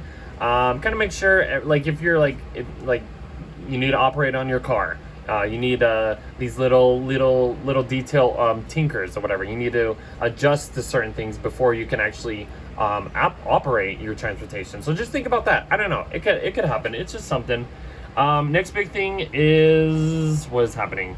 The sun's going into your first house, and then that's where things really the cycle it starts basically. So having the sun going through your 12th house, you're letting old cycles end, letting the energy die a little bit. Now it goes into your first house, you get that energy back. You get that new cycle. This is summertime basically. But yeah, go into your first house, connecting with Jupiter. This is a larger than life kind of just like, here we go. You know, this is what we need. The sun, you could say, operates really good in Cancer, as well as Jupiter exalted in the sign of Cancer. Take advantage of that, guys. Like, you're going to be having this larger than life kind of impression, I feel like, when it comes to like other people or something like that. Maybe people are going to be drawn to you because of how like just I don't know, just the feeling it's going to be good. I don't know. It's an exciting thing. This is the Jupiter Kazemi. This is like the Jupiter like birthday in a way. It's replenishing this Jupiter energy to the max. I don't know. Enjoy it. Let's see. And then we have, what is it? The new moon in Cancer? I think that's the next one, yeah. Yeah, I mean, yeah, and then they're going to be like Jupiter is going to do that final square to Saturn and Neptune. They're in your 10th house of like public life, career.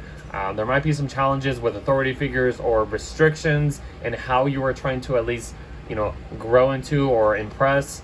Just something a side note, not the biggest deal in the world, but it is kind of a big deal in a way, and for the bigger picture. Then we have a new moon in Cancer. New moon in Cancer, so this is just refreshing the, like, basically ending old cycles, putting in new cycles here. Plant those seeds of intentions of more protection, more just nurturing side of who you are and how you want to express and put out to the world, basically. That can feel really nice.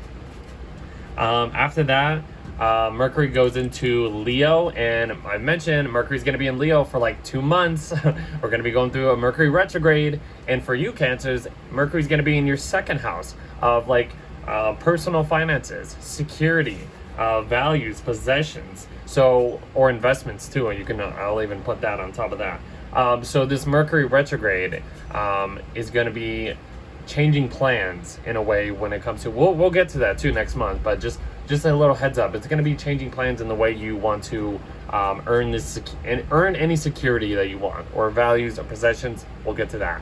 That's kind of how we end the month too, so we will see you when we get to there. All right, Leo risings.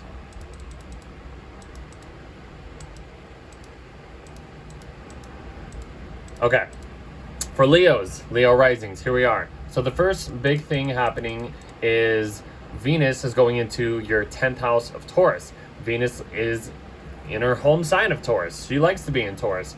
So yeah, this can be, and it's in your 10th house of your public life, your career. So you're going to want to at least find some, you're going to want to at least have this desire for respect.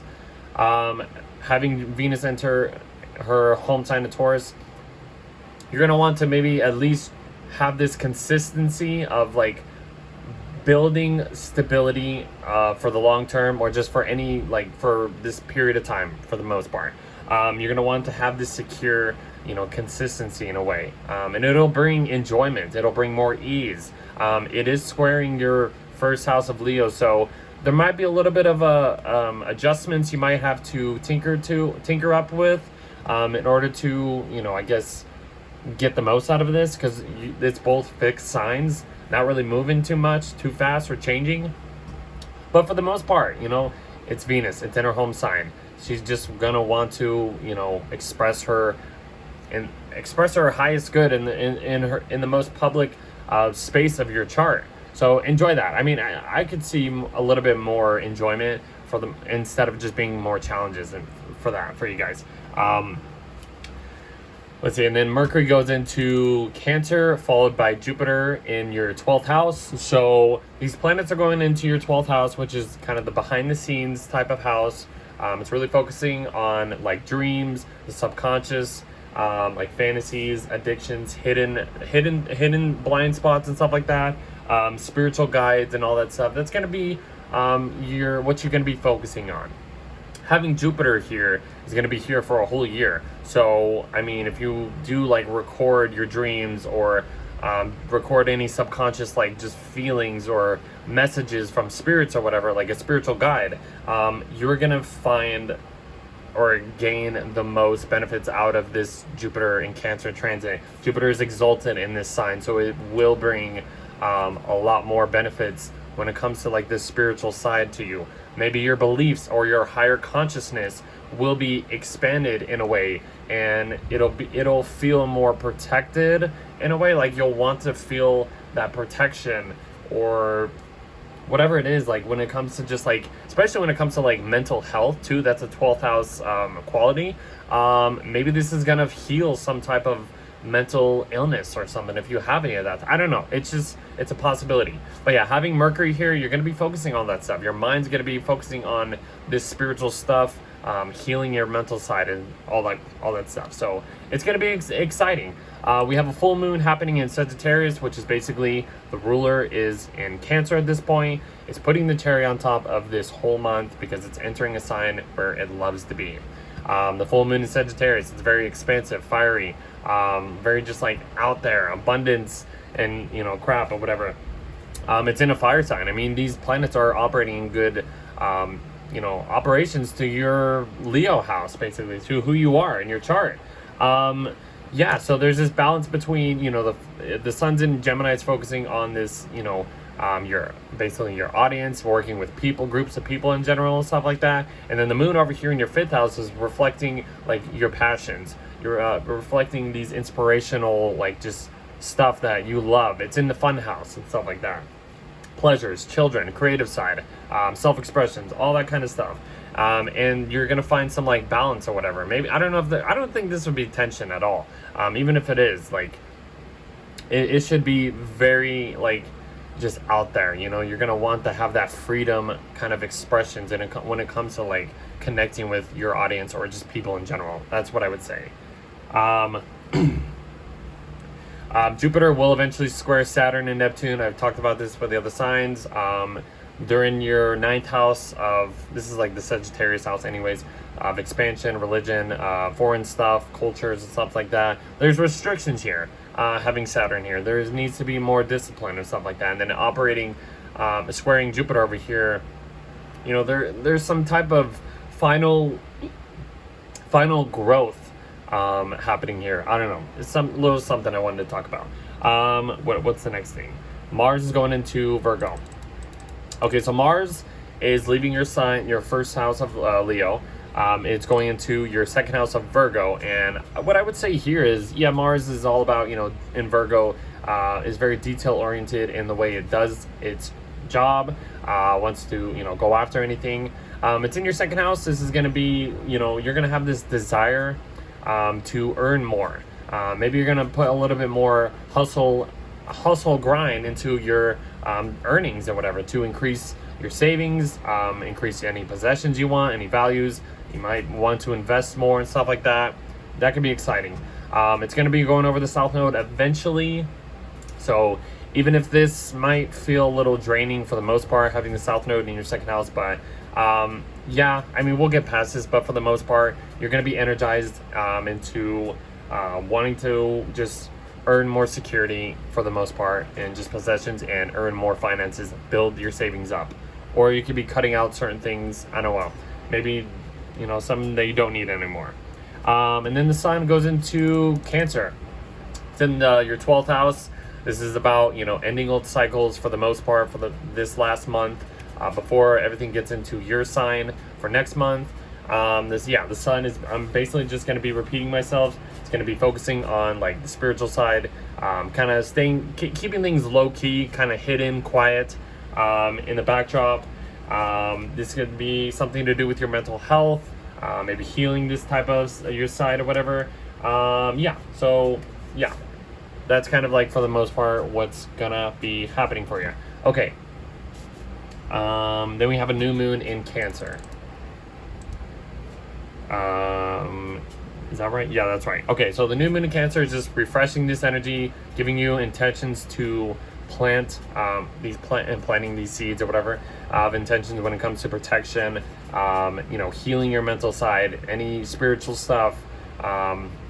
This will eventually play out and expand and progress over this period of time after this lunation. So yeah, if you're trying to heal anything to do with your mental side, end old cycles, just so new cycles can begin, this would be the time to do it. And then I think the last thing happening is Mercury's going into your first house. So that's cool. Having these planets come into your first house, you're going to be a little bit, you're going to get a little bit more energy when it comes to these planets. Mercury's in your sign of Leo. You're going to be expressing a little bit bold and proud, saying it from your chest, a little bit more confident. But the thing is, Mercury's going to be in this sign until like September 2nd. So it's going to be going through a Mercury retrograde in July and August. So we'll get to that. But this is just like, okay, here's a little taste of what this Mercury in Leo is going to be like. But you're going to have to prepare for this Mercury retrograde coming up too. And that's kind of what it's saying too. So, and that's how we end the month.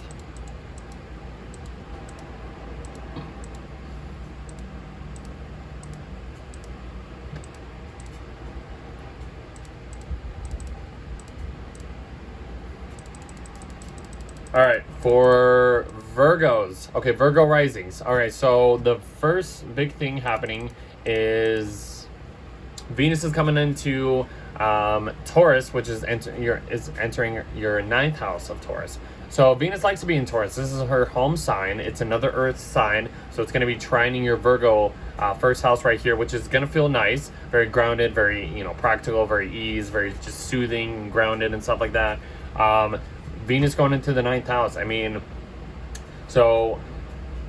is all about comfort, enjoyment. This is her spring home, kind of warmth, energy. It's in your ninth house. It's going to be in a place where you're going to want to have this desire for expansion, this desire for some type of foreign culture, something that's not normally what you normally find attractive. This is like maybe finding somebody in a different culture and you're like, wow, I like that. You're going to want to have at least some consistent, fixed form in a way of going out your day or going by your day or whatever. If you're going for any traveling or something like that, maybe you meet somebody that's very interesting, that you find attractive. I don't know, something like that. But just traveling in general, foreign topics, dealing with any legal matters, anything to do with principles, higher mind, expanding your mind and stuff like that, expanding your horizons. You're going to be finding enjoyment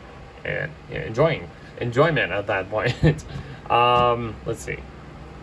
Then the next thing happening is Mercury is going into your sign of Cancer, and so is Jupiter. So your ruler going into your 11th house of Cancer, you're going to at least want to start expressing a little bit more, more sensitive, more softer, more, nourishment, at least having a more emotional side of expression and stuff like that.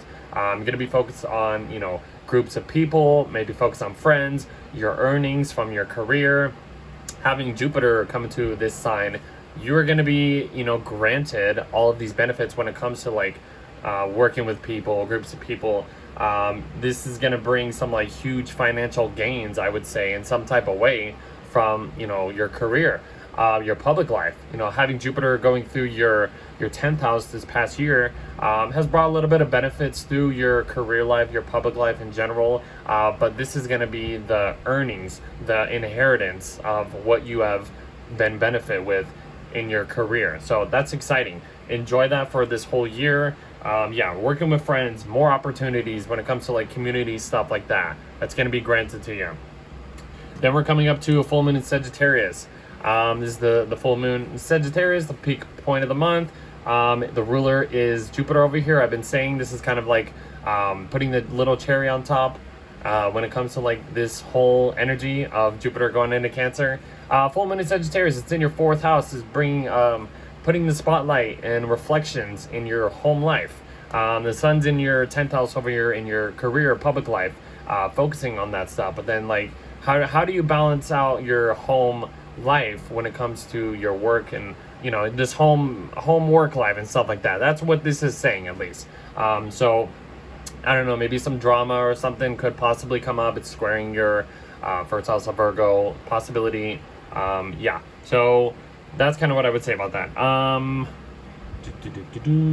then Mars is coming into your first house of Virgo, which is just going to give you a little bit of extra energy to your personality and stuff like that. Maybe you'll be a little bit more confrontational, have this confrontational impression to others. For the most part, this will energize your personality in general. Yeah, I mean, Mars and Virgo is focused on, you know, your sign, detail-oriented stuff. You're going to want to at least, you know, have this desire to, what did I put here?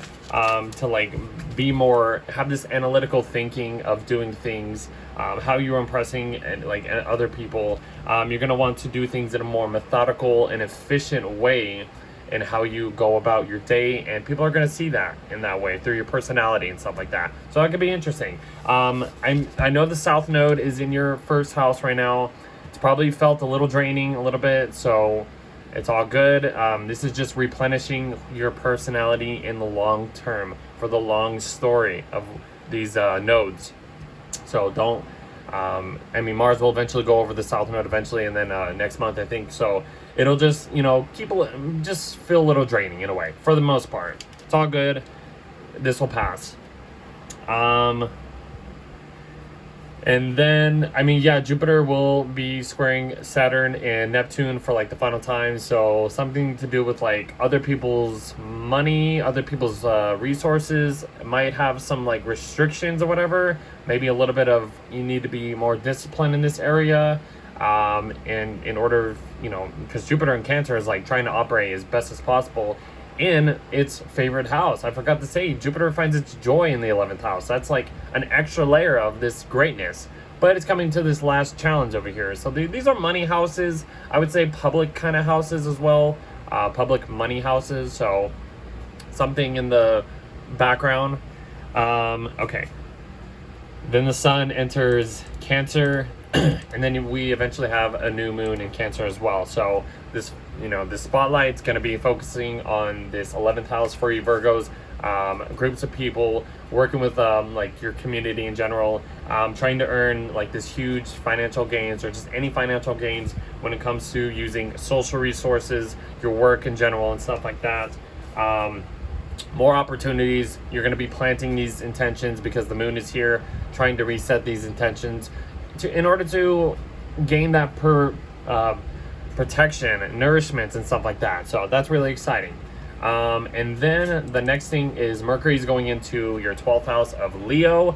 Mercury, I mentioned Mercury is going to be going doing a Mercury retrograde eventually, July and August. So you get this like preview before your ruler goes in retrograde. So like, yeah, Mercury's going in the 12th house. Other than the retrograde, it's going to be at least wanting to keep things low key. You know, your mind is just kind of just like, you know, ending old cycles. You're focusing on spiritual stuff, like you're trying to heal like mental illnesses or mental addictions or just something to do with your subconscious and dreams and fantasies and all that stuff. There's going to be a shakeup, replanning this area of life eventually. And we will get to that next month. Okay, Libras. Where are we at? Okay, I went way too far. Okay, so for Libra risings. All right, so the first big thing, your ruler, Venus, is going into your 8th house of Taurus. So I mentioned Venus is at her home sign of Taurus. She's going to be operating very well at this point. She's not going to be in detriment anymore. It won't be so, you know, extra in order to receive in a way. This will be a little bit easier to receive in a way. So Venus coming into your 8th house, you're going to have this desire for like deepening these connections. You're gonna want these desires for more intimacy, a more stable, intimate connection, because that's Taurus. It wants to keep things fixed, stable, secure, and this can even involve, you know, shared resources with finances or something like that. Maybe your partner can help you find some, if you have a partner or whatever, can help you create these stable you know, financial, just security in general, whatever, situations. There's going to be some like deep, you know, transformational type of energy, some death, rebirth type of vibe or whatever happening. It's Venus. It's not going to be like the most, you know, scary thing ever, but it can just bring this ease to this area of life for you. So that could be really exciting. You could also be inheriting, you know, other resources or just anything in general over this period of time. So enjoy that. Then we have Mercury coming into Cancer, is followed by Jupiter in your entering a sign of Cancer, and they're both entering your 10th house. This is your most public. This is the most public space in your chart. Having Mercury here,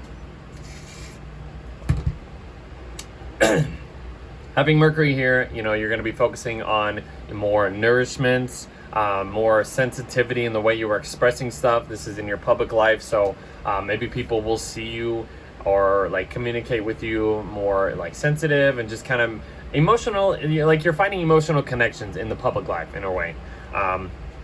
You're going to be focusing on that kind of stuff. And then Jupiter here is going to be benefiting you in your public life. So over this next year, your public life is going to be like massive in a way. No matter if this is a career change, just gaining some achievements in some type of way in your career, any responsibilities or structures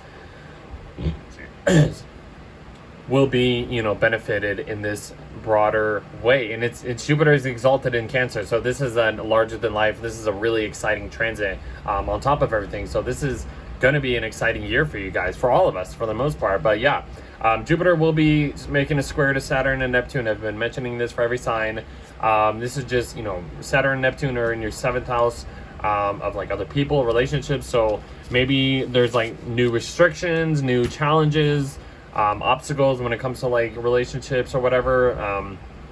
Neptune's kind of spiritualizing this idealistic perception or whatever, and it might kind of rub against, you know, what this growth you are trying to do in your public life. I don't know, maybe eventually these relationships can help you guys grow in life in general. So just think of it like as that. I mean, yeah, it might feel like challenging in a way, but I don't know, something to think about. And then we are coming up to the full moon in Sagittarius, which is putting a cherry on top of this Jupiter in Cancer. Jupiter is ruling this full moon in Sagittarius. So yeah, these are the full moon in Sagittarius is in your 3rd house. This is just creating some, you know, reflecting, putting the spotlight on your communication style. You know, maybe dealing with siblings or relatives could be feel really freedom-like or whatever. You can have this like freedom, you know, feeling in a way, expansive in a way of what you're like interesting, like your mental connections. I don't know. I know I'm kind of all over the place. Traveling in general for the most part. The other sun's in your 9th house, trying to expand these horizons and higher perspectives. And then you have to at least, you know the basic educational system, which is like the moon in Sagittarius in your third house, in order to actually gain this sun in your 9th house. Kind of an example.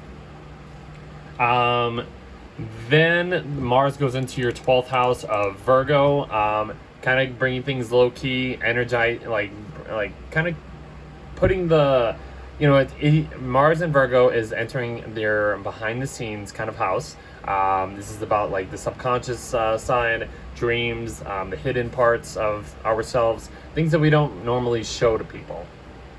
Having Mars here might give some type of like subconscious impulses that you kind of come out of control, and you have no idea like why you did that. You just have this like impulse or whatever. That's something about Mars in the 12th house. Having Mars in Virgo is focusing on these little detail-oriented ways of doing things. Maybe you'll have this like spiritual drive in order for you to just like do anything in general. But yeah, the energy is kind of low-key for the most part. So yeah, just an example of that. I would just say if there's any like conflicts or like impulses that you can't control, I mean, having the South Node right there too is kind of draining in a way, so Mars will eventually go over that. So I don't know, something to think about. And then the Sun goes into Cancer. Okay, so the sun's going into your 10th house of Cancer. It's going to be connecting with Jupiter and bringing this larger than life of type of energy. Hopefully you'll be at least earning or getting some benefits for more protection in your career, whatever career you're doing, any like public life in general, any responsibilities, structuring your life. There's going to be some type of like refreshments, benefits in general. Like I said, this could create new opportunities in your career or public life in general. So yeah, that's exciting. Let's see. And then we have the new moon happening in Cancer. Oh, whoops, I went way too far. Okay, then the new moon happens in Cancer, just refreshing this energy like I just keep talking about. You know, your public life is being, you know, refreshed in a way. Whatever intentions you are putting out there into the public, this will eventually culminate and progress over time, and it's mixing up with Jupiter. A lot of benefits happening in this area for you. And then the last thing is Mercury's going into Leo, and Mercury will be staying in Leo for about 2 months, because it's going to be going through a Mercury retrograde. So it's going to stay in here from June 26th all the way to basically all of summer, basically, until September 9th. And not September 9th, September 2nd. I'm all over the place. So yeah, Mercury, other than that, Mercury going into your 11th house, you're going to be feeling a little bit more confident, more prideful, more charming in a way of how you're expressing. And this is about working with groups of people, friendships, networking with other people, trying to think of how can I earn these huge financial gains, you know, and all that stuff from your career. And Mercury will be going, you know, changing plans in a way in order for you to maybe earn these career goals or these opportunities and stuff like that. So just think about that. That's how we end the month. And now we are going to Scorpios.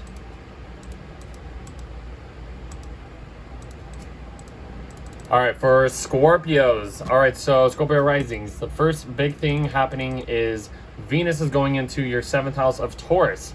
Venus is operating very well in Taurus because it's her home sign. So, having Venus coming into your opposite sign of Taurus, you're going to have some more benefits when it comes to relationships, contracts, or whatever. Venus is going to bring more ease in this spot for you. Maybe you're trying to support other people or trying to find some consistent way to support people or be on people's side in order for things to keep moving in a consistent way. It's a fixed sign. You don't want to change your form or whatever. But yeah, so yeah, even if it's opposite your sign and it's Venus, might not be the most challenging aspect. Maybe like little adjustments you might have to tinker up to. But for the most part, I think it'll be very, very interesting and very enjoyable when it comes to relationships or just what you are desiring when it comes to like partnering up with people. If this is like to do with like marriage or whatever, this is just gonna increase the desires, the enjoyment of comfort, and bring some security when it comes to like just relationships in general, and business contracts as well. So that's exciting. And then Mercury and Jupiter go into your 9th house of Cancer, which is really, really important. We'll start with Mercury first. So Mercury going into your 9th house of Cancer, you're going to be more sensitive in the way you're expressing just words in general or processing information. It's going to be trining your 1st house of Scorpio, water energy, so that's just going to bring more enjoyable ease in general for you Scorpio risings. So yeah, you're going to be wanting to expand your mind. I mean, on top of Jupiter, like this is just going to be extra expanding your mind and stuff in general. So Jupiter is exalted in Cancer. I mean, for the most part, yeah, this is going to be a huge like expansion of like expanding your horizons, expanding your higher consciousness, expanding these like these principles, these truths, these like beliefs in general. Like this is just like a huge deal for you guys.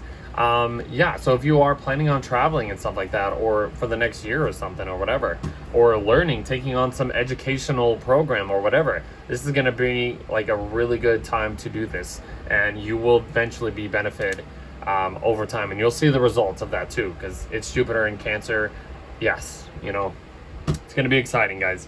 Coming up to a full moon in your second house of Sagittarius, putting the cherry on top of this Jupiter in Cancer transit, because Jupiter is the ruler of Sagittarius. So yeah, it's in your second house. So this is just reflecting, certain things, reflecting this opposition happening in your 8th house where the sun's at right now. The sun's in this 8th house, focusing on like shared resources, deepening these connections with the relationships, finding that intimacy or psychological connections, trying to pay off some debt, or trying to find some inheritance when it comes to just, whatever, using money, like other people's money in general. The moon in Sagittarius in your second house is trying to like expand this this possessiveness, not really possessiveness, but like your possessions in general, your own finances and stuff like that. It's like, okay, yeah, it might be focusing on other people's money, but how can I, find more freedom, I guess you could say, in order to, I guess it's like a give and take in a way. You're giving and take. How can I invest in more and receive more values or finances when it comes to using other people's money? Or even if it's a partner helping you out, that could be something else. Let's see. Okay, so like Jupiter, I talked about this. Jupiter is going to be squaring Saturn and Neptune at this point. This is the final square for these two. So Jupiter's in your 9th house, and Saturn and Neptune are in your 6th house. So there might be some new restrictions, new ways of becoming more disciplined, and squaring Jupiter, bringing a challenge, could, rub off certain ways of like how you are trying to expand your horizons. It's like, oh, I want to expand my horizons and travel, but it's like I have to do all this work in order to get to where I want to go. In a way, it's like that's kind of like the challenge there. So it's like, but it's all good though. It'll pass. Just a little example. Mars is going into Virgo. Yes. Okay, so Mars going into Virgo, entering your 11th house. Mars in Virgo is basically doing things in a more meticulous way, kind of like putting your ducks in a row in order for things to operate well and stuff like that. Mars is more grounded, more practical, more flexible in a way, being in this the sign of Virgo. Having in this sign in the house of your 11th house, I should say.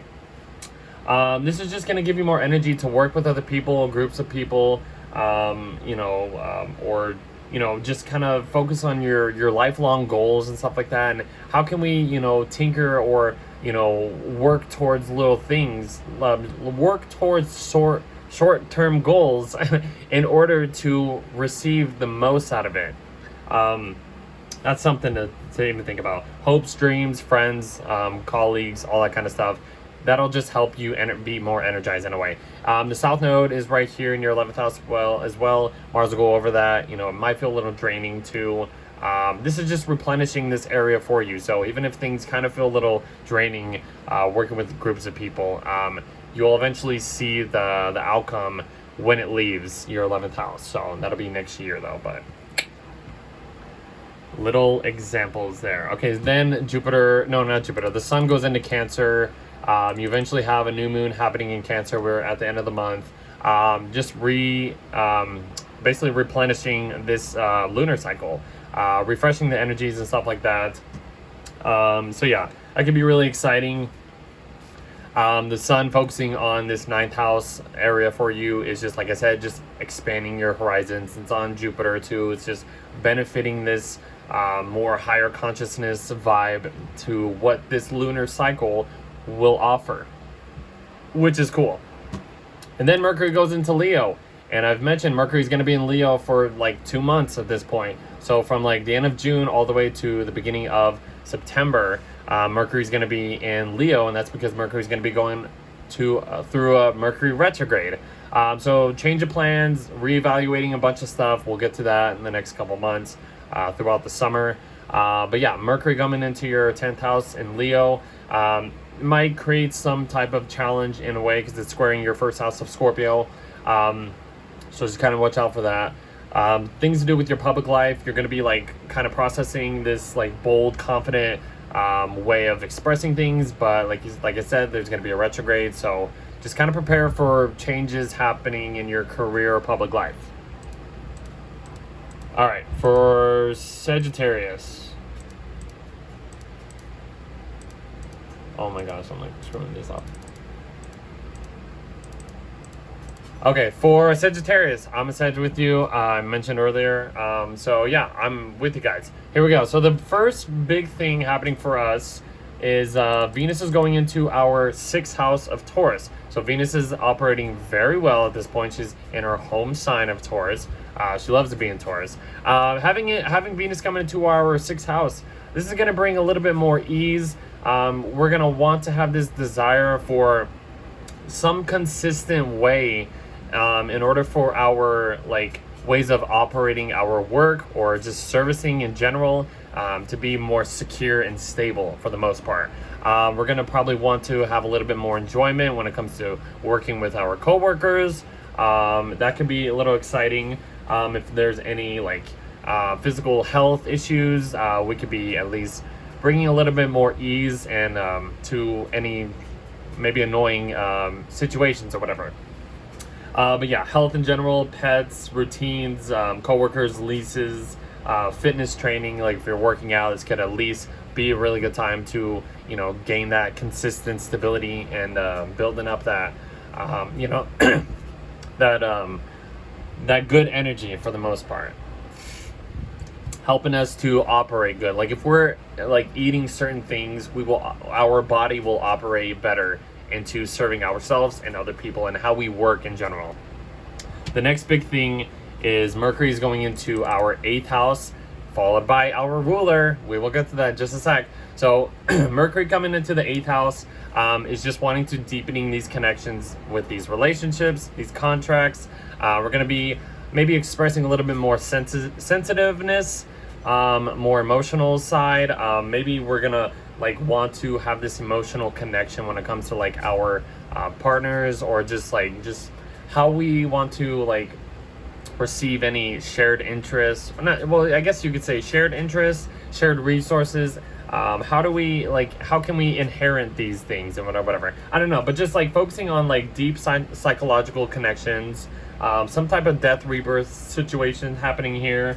If you're trying to refinance anything, this might be a good time to do it. I mean, I would say that because Jupiter is entering this 8th house for us, and we're going to be benefited through this, through more shared resources. We're going to be benefited through more intimacy, through deep connections, and I don't know, financing anything and stuff like that. This could be a good time, maybe paying off debt or something like that, or I don't know. This could be a really, really interesting time for us.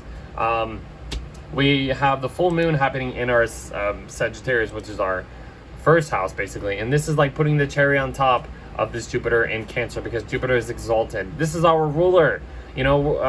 Jupiter rules Sagittarius and Pisces, so hopefully, this transit for the next year will be just bring more gifts to us in a way, So I'm excited for it. I'm really hoping it'll be better than Jupiter and Gemini. It's been a little tough having Jupiter in Detriment, but we're past that at this point.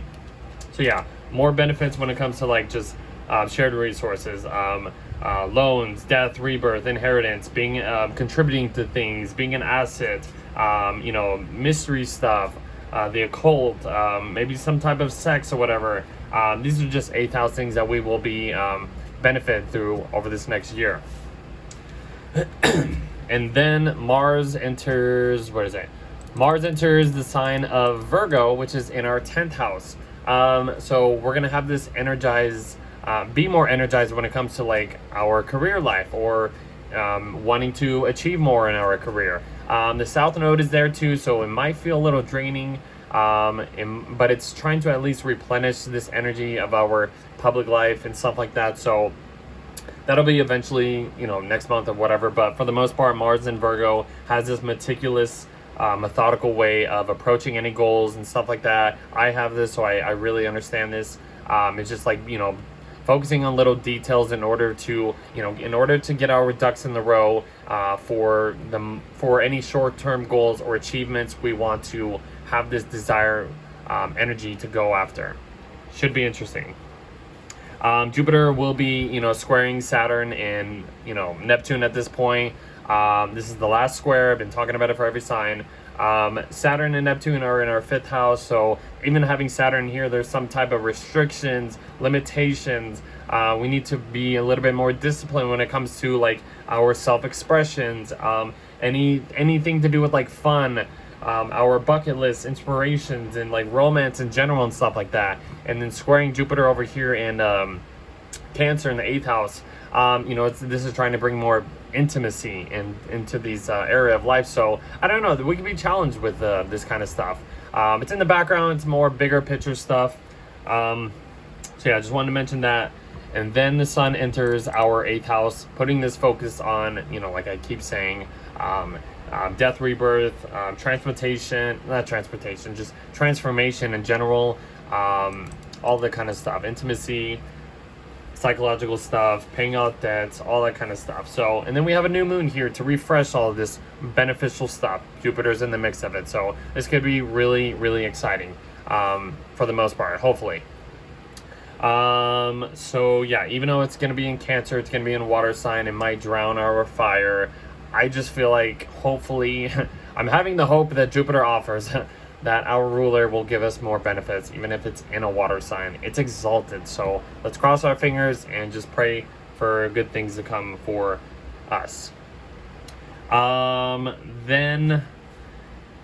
Then Mercury goes into Leo, and I've mentioned Mercury's going to be in Leo for like 2 months, from June 26th all the way to September 2nd. It's going to be going through, we're going to be going through a Mercury retrograde. So Mercury's in our 9th house. So this is like kind of like replanning our ways of traveling far distance, or replanning certain things of like expanding our consciousness, our mind, learning like truths, principles. If you're into religion or something like that, foreign cultures and stuff, it's going to be eventually, you know, readjusted over this summer.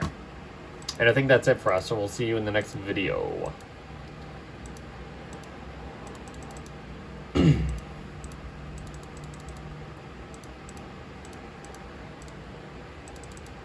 Okay, for Capricorn risings, here we go. So the first major thing happening is Venus is going into your 5th house of Taurus, and Venus is in her home sign of Taurus, and she's also in a house where she loves to be in. So that is giving an extra boost of Venus's like good pleasures and good energies and stuff like that. So it's in an earth sign, it's trining your earth, first house of Capricorn. So a lot more groundedness, a lot more practical stuff, and like all that stuff. It's in the 5th house. This is going to be like indulging into just all this pleasure and fun stuff and all that, you know, romance and stuff like that. Like, it's going to be more enjoyable if you are ready to mingle and stuff like that. Children and self-expressions, creativity, playfulness, hobbies, fertility. Very fertile time for you Capricorns during this month. Inspirations, passion, you know, all that kind of fun stuff. It is going to be enjoyable for you guys.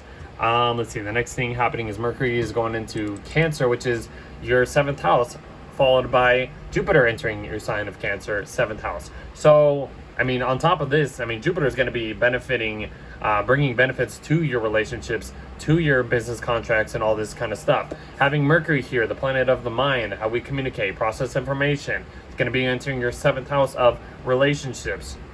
You might have to at least focus on supporting other people, maybe trying to build some stronger commitments and connections to these people as well. Let's see, supporting other people, agreements, partnering up with people. All of these are going to be what you're focusing on. It will be opposite your sign, so there might be some challenges, but I feel like you'll know how to operate through this, because Cancer Capricorn is like the stability and the protection to signs or whatever. So hopefully it kind of works out in your favor. And like I mentioned, Jupiter here is going to bring benefits over this next year or two. I mean, yeah, these relationships are going to be, you know, very interesting. They're going to be a lot more beneficial, these contracts and all this stuff. So if you are trying to sign any new contracts or agreements or commitments, Jupiter in this sign, even though it's going to be opposite your house, it's exalted in Cancer. It will bring these good things to this area of life for you. Let's see. Okay. Then we have a full moon happening in your 12th house of Sagittarius. So the sun is in your 6th house of Gemini, basically giving you the focus of doing the daily grind, servicing other people, work in general and stuff like that. The moon over here is being reflected in this more hidden kind of area of life for you. It's in like the subconscious, hidden spiritual realm and stuff like that. So maybe the moon coming to it at its fullest at this point is making you realize like what's in the dark, what's behind the scenes in the dark. If you're like looking in the attic and you find some like cobwebs, spiders, some skeletons and stuff like that, this is just you're being aware of that stuff, and this is behind the scenes too. So this is not a bad full moon, honestly. I mean, yeah, it's in your 12th house. It might feel a little uncomfortable maybe, but I would say it's a very healing type of energy. It is healing your mental health in general, any spiritual guides and stuff like that. It is basically putting the cherry on top of this Jupiter in Cancer transit, because Jupiter is the ruler of this full moon in Sagittarius. So enjoy it. There might be some healing type of energies during this full moon. Okay, what's the next thing happening? Jupiter will be eventually squaring your ruler Saturn and Neptune in your 4th house, and from the 7th. Maybe something having Saturn here is bringing a little bit more restrictions, new ways of being mature and disciplined in your home life, your maternal instincts, your domestic life in general, family and stuff like that. So, and then Jupiter over here in your 7th house of other people. I don't know, there could be some family and relationship, tensions, but this is in the background. This is more of like a big picture challenge. So yeah, but we are moving past this at this point. So whatever challenges we have been dealing with, we're going to get one last push, but it'll eventually work out. Let's see. Mars is going into Virgo. So Mars is entering your 9th house of Virgo. It's entering another earth sign. So the earth energy, earth element becomes very prominent during this month. So, which is good. I mean, it might be easier for you guys because you have Venus in Taurus, an earth sign, Mars coming into an earth sign of Virgo. Mars coming into the earth sign of Virgo. I mean, it's a more, it's focused on more practical and practical and methodical ways of approaching things.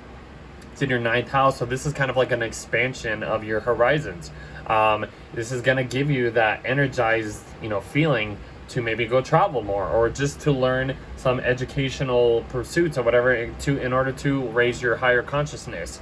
The South Node is in this part of the chart. I've talked about this maybe a couple months ago, but this is kind of draining in a way. Mars will eventually kind of go over this eventually, so it will at least feel kind of draining in a way. Maybe you are trying to travel and it just doesn't work out for you. That's okay. The North Node's over here in your 3rd house. Maybe just kind of focus on that, because that's what we need to focus on during this storyline.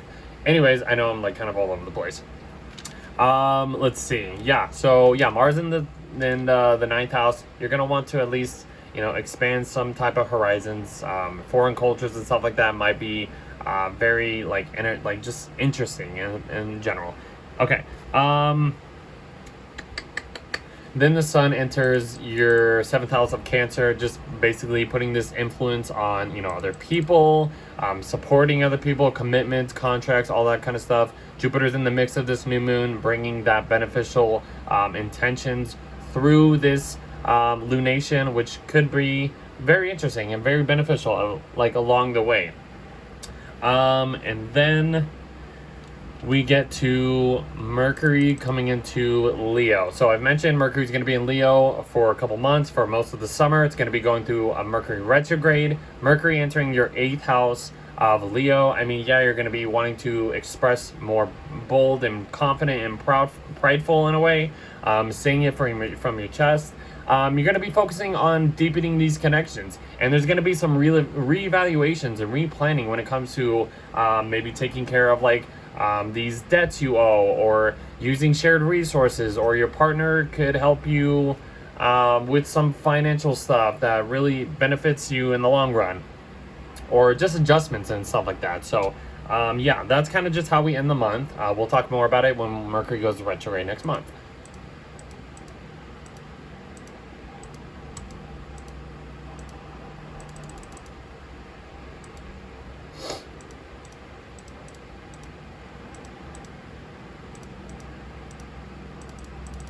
Okay, for Aquariuses, so the first major thing happening is Venus is going into, Venus is going into your fourth house of Taurus. So Venus is in her home sign of Taurus. He likes to be in this sign. It's entering your fourth house, which is basically representing your domestic life. This is your subterranean, more hidden bottom of the chart. You know, this is your home life.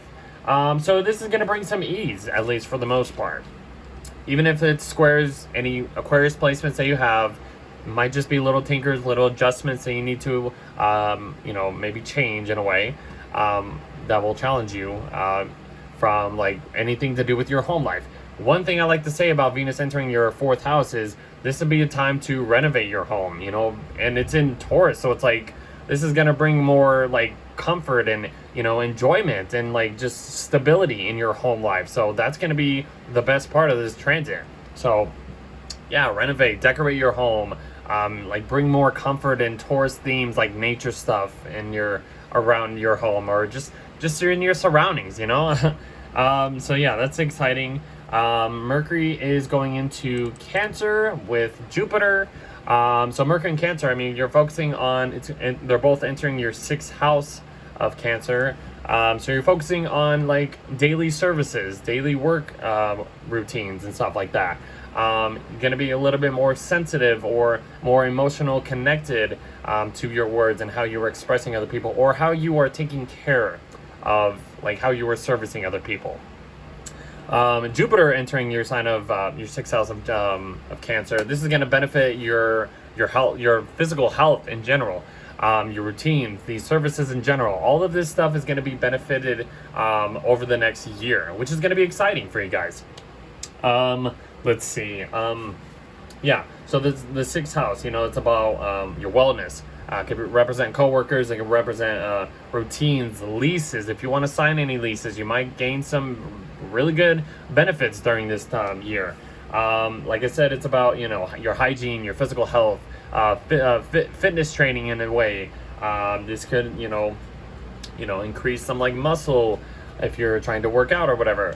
Just something, you know, just it's gonna just be, you know, benefiting your work life. You know, what the service and the work that we all need to do in order to basically provide a solid life. This is going to be a really interesting transit for you guys. So this is building up to the full moon in Sagittarius, which Jupiter rules this full moon in Sagittarius. So this is putting the cherry on top. I keep saying that for every sign. The full moon in Sagittarius is happening in your 11th house for you, Aquarius rising. So there's like this, there's, you know, the moon is in your 11th house of friends, groups of people, colleagues, opportunities, community service, huge financial gains. It is coming to light. You are being aware of this stuff. The sun in your 5th house of Gemini, maybe you are being a little bit more expressive, being the performer, and then the moon is basically the audience. And you're either getting some feedback, some really good feedback, or just, I don't know, something that's expanding this type of area for you. If you are doing some like entrepreneurship, hobbies, or just anything that's enjoyable. So yeah, that's kind of like the axis of that. So that's pretty cool. Let's see. Mars is entering your 8th house. Mars is entering your 8th house of Virgo for you, Aquarius. So Mars is getting out of its out of your 7th house. Maybe there was confrontations happening over the past couple months, which is probably good or bad. You never know. But Mars going into your 8th house, you know, Mars is just going to be all about energizing this area of life that represents, you know, transformation, death, rebirth, shared resources. Either you're cutting off certain debts that you owe, or you're kind of getting things in order to, you know, receive more, I guess, better gains or whatever, or when it comes to like using shared resources, trying to inherit things in general. Maybe your partner could at least help encourage this area of life for you if you have one, when it comes to like joining finances and stuff like that, joint ventures. I mean, this could be anything. This is just deepening these desires, I should say, this desire to go after something. That's Mars. You can have probably a lot more freaky times with the partner, you know what I mean? Like, that's 8th house and it's Mars, so just putting that out there. The South Node is over here in your 8th house.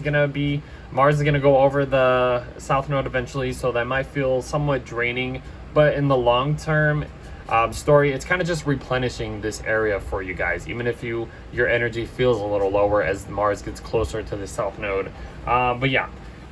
If you're trying to refinance anything, and trying to just, reach any goals when it comes to that, or you're going on joint ventures with a partner, this is what you're going to be, at least what the energy is going to be like, the vibe.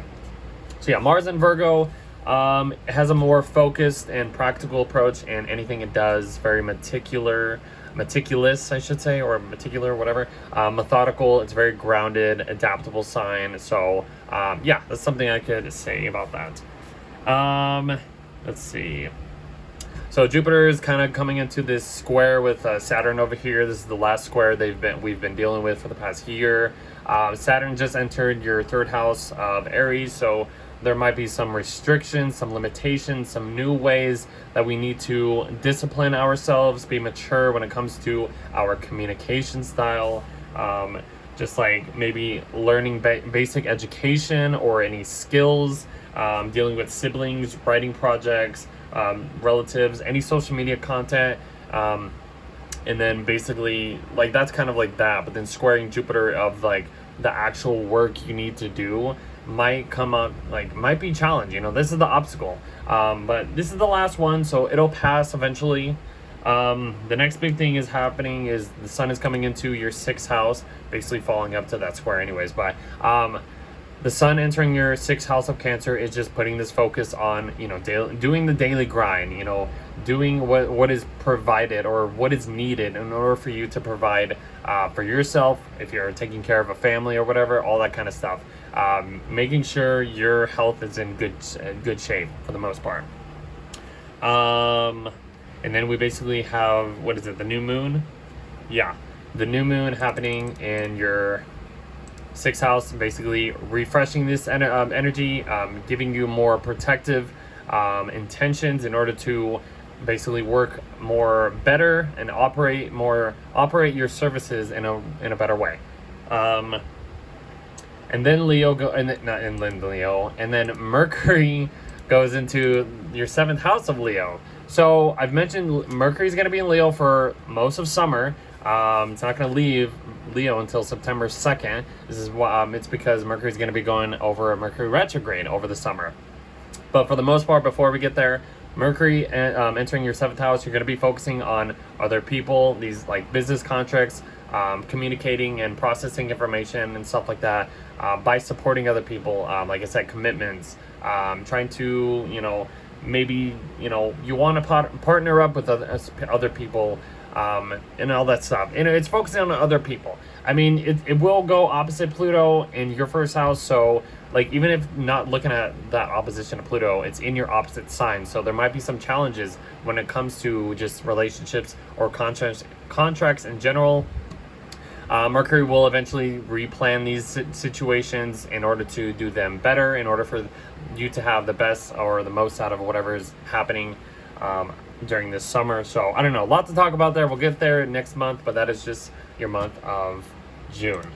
So Pisces, let's go. Pisces. We got a lot of good things to talk about for you, Pisces.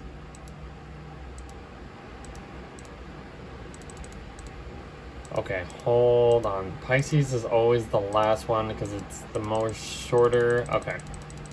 All right, so Pisces rising. Here we go. Last sign of the zodiac of these horoscopes. I hope you guys have been enjoying this stuff. So Pisces, here we go. What is happening for you? So the first big thing happening is Venus is going into your 3rd house of Taurus, and that is a very good placement for Venus to be in. She's at her home sign of Taurus. She loves to be in Taurus. It's in your third house, so this is going to be your way you're communicating, your communication style, just like your these interests, these interactions with people, these social media stuff, siblings, short-term trips, and all that kind of stuff. Venus is just going to bring a little bit more ease to this area of life for you, so it might feel you'll have more enjoyment over this transit or whatever. It will be forming a little sextile to your Pisces transit, just the Pisces house, in order to get a little bit of extra goodness out of that. Just kind of putting that out there. But yeah, it'll be exciting. So yeah, the next big thing is Mercury and Jupiter are going into your fifth house. So Mercury entering your fifth house, it's in a water sign. You're going to be expressing a little bit more emotionally. Intuition, your intuition, will be heightened in a way.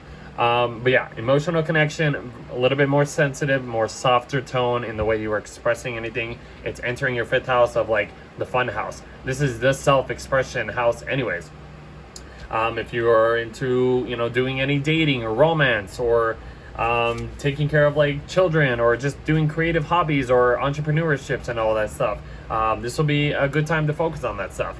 And that's another good reason, because your ruler, Jupiter, is entering its exalted sign of Cancer, entering your fifth house. So you're going to be benefited over the next year when it comes to your self-expressions. If you are dealing with or wanting to have children or something like that, this can be a very fertile time for you to have children.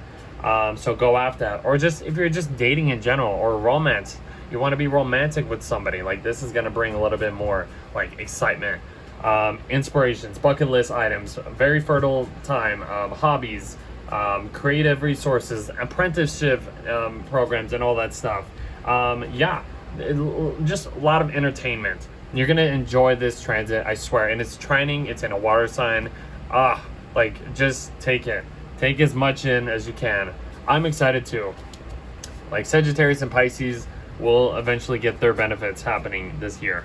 Okay, and then we have the full moon happening in Sagittarius, which is going to be in your 10th house. The sun's in your 4th house, kind of focusing on your domestic life, home life, and stuff like that. Shining a light over here, going opposite the moon in Sagittarius, reflecting this public life, this more freedom, enjoyment, just kind of out there.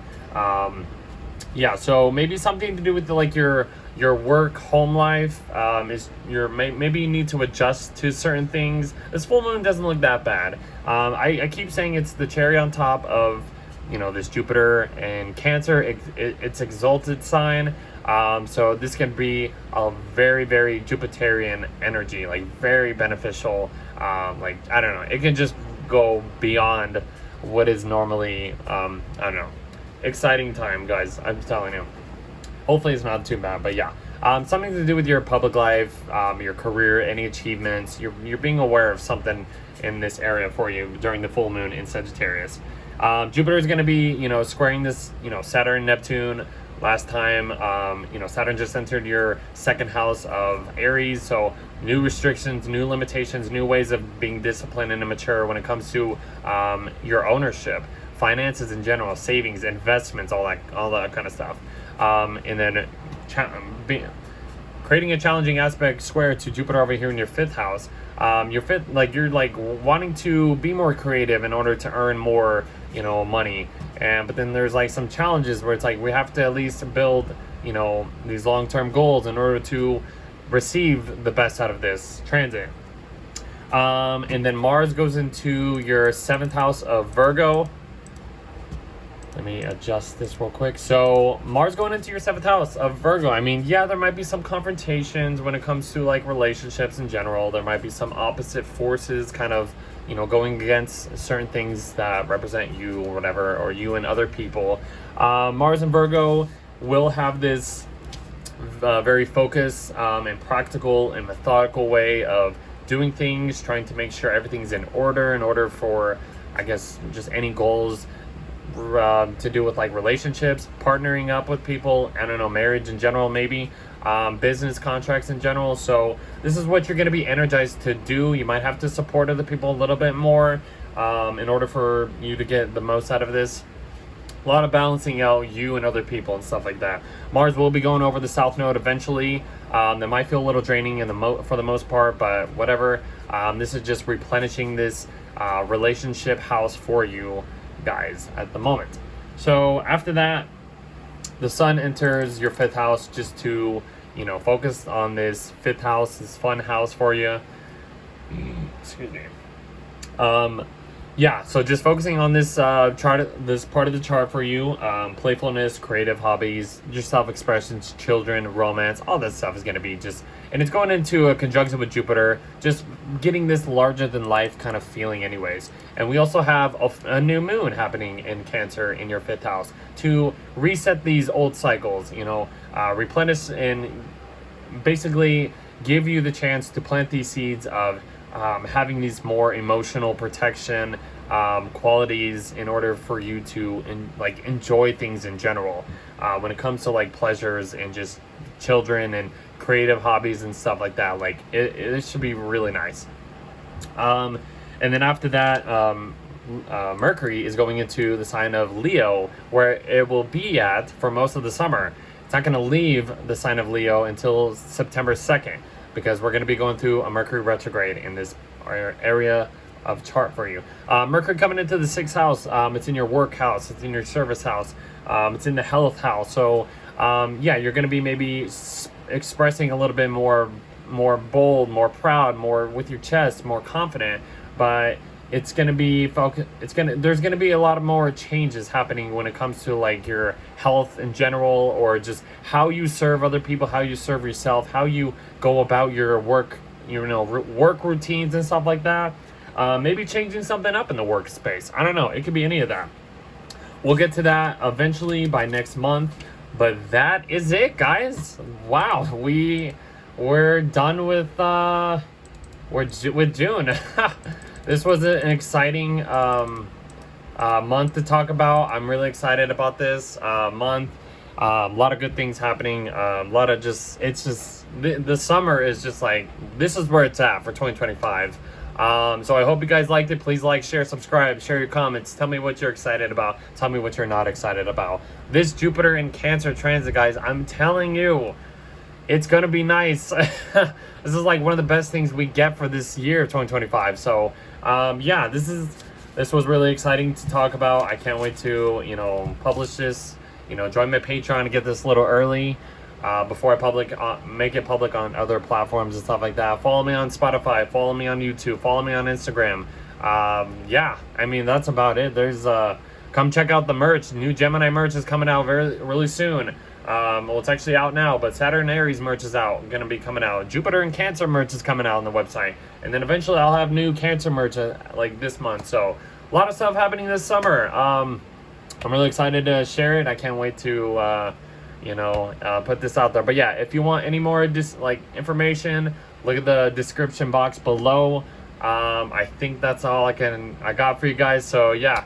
Thank you very much for being here. I love and appreciate all of you guys. I can't wait to do another video, and I'll see you in the next video. And watch my Astrology 101 video. It's a really good, interesting video if you want to know basic astrology stuff. Just want to put that out there. Okay, we'll see you guys.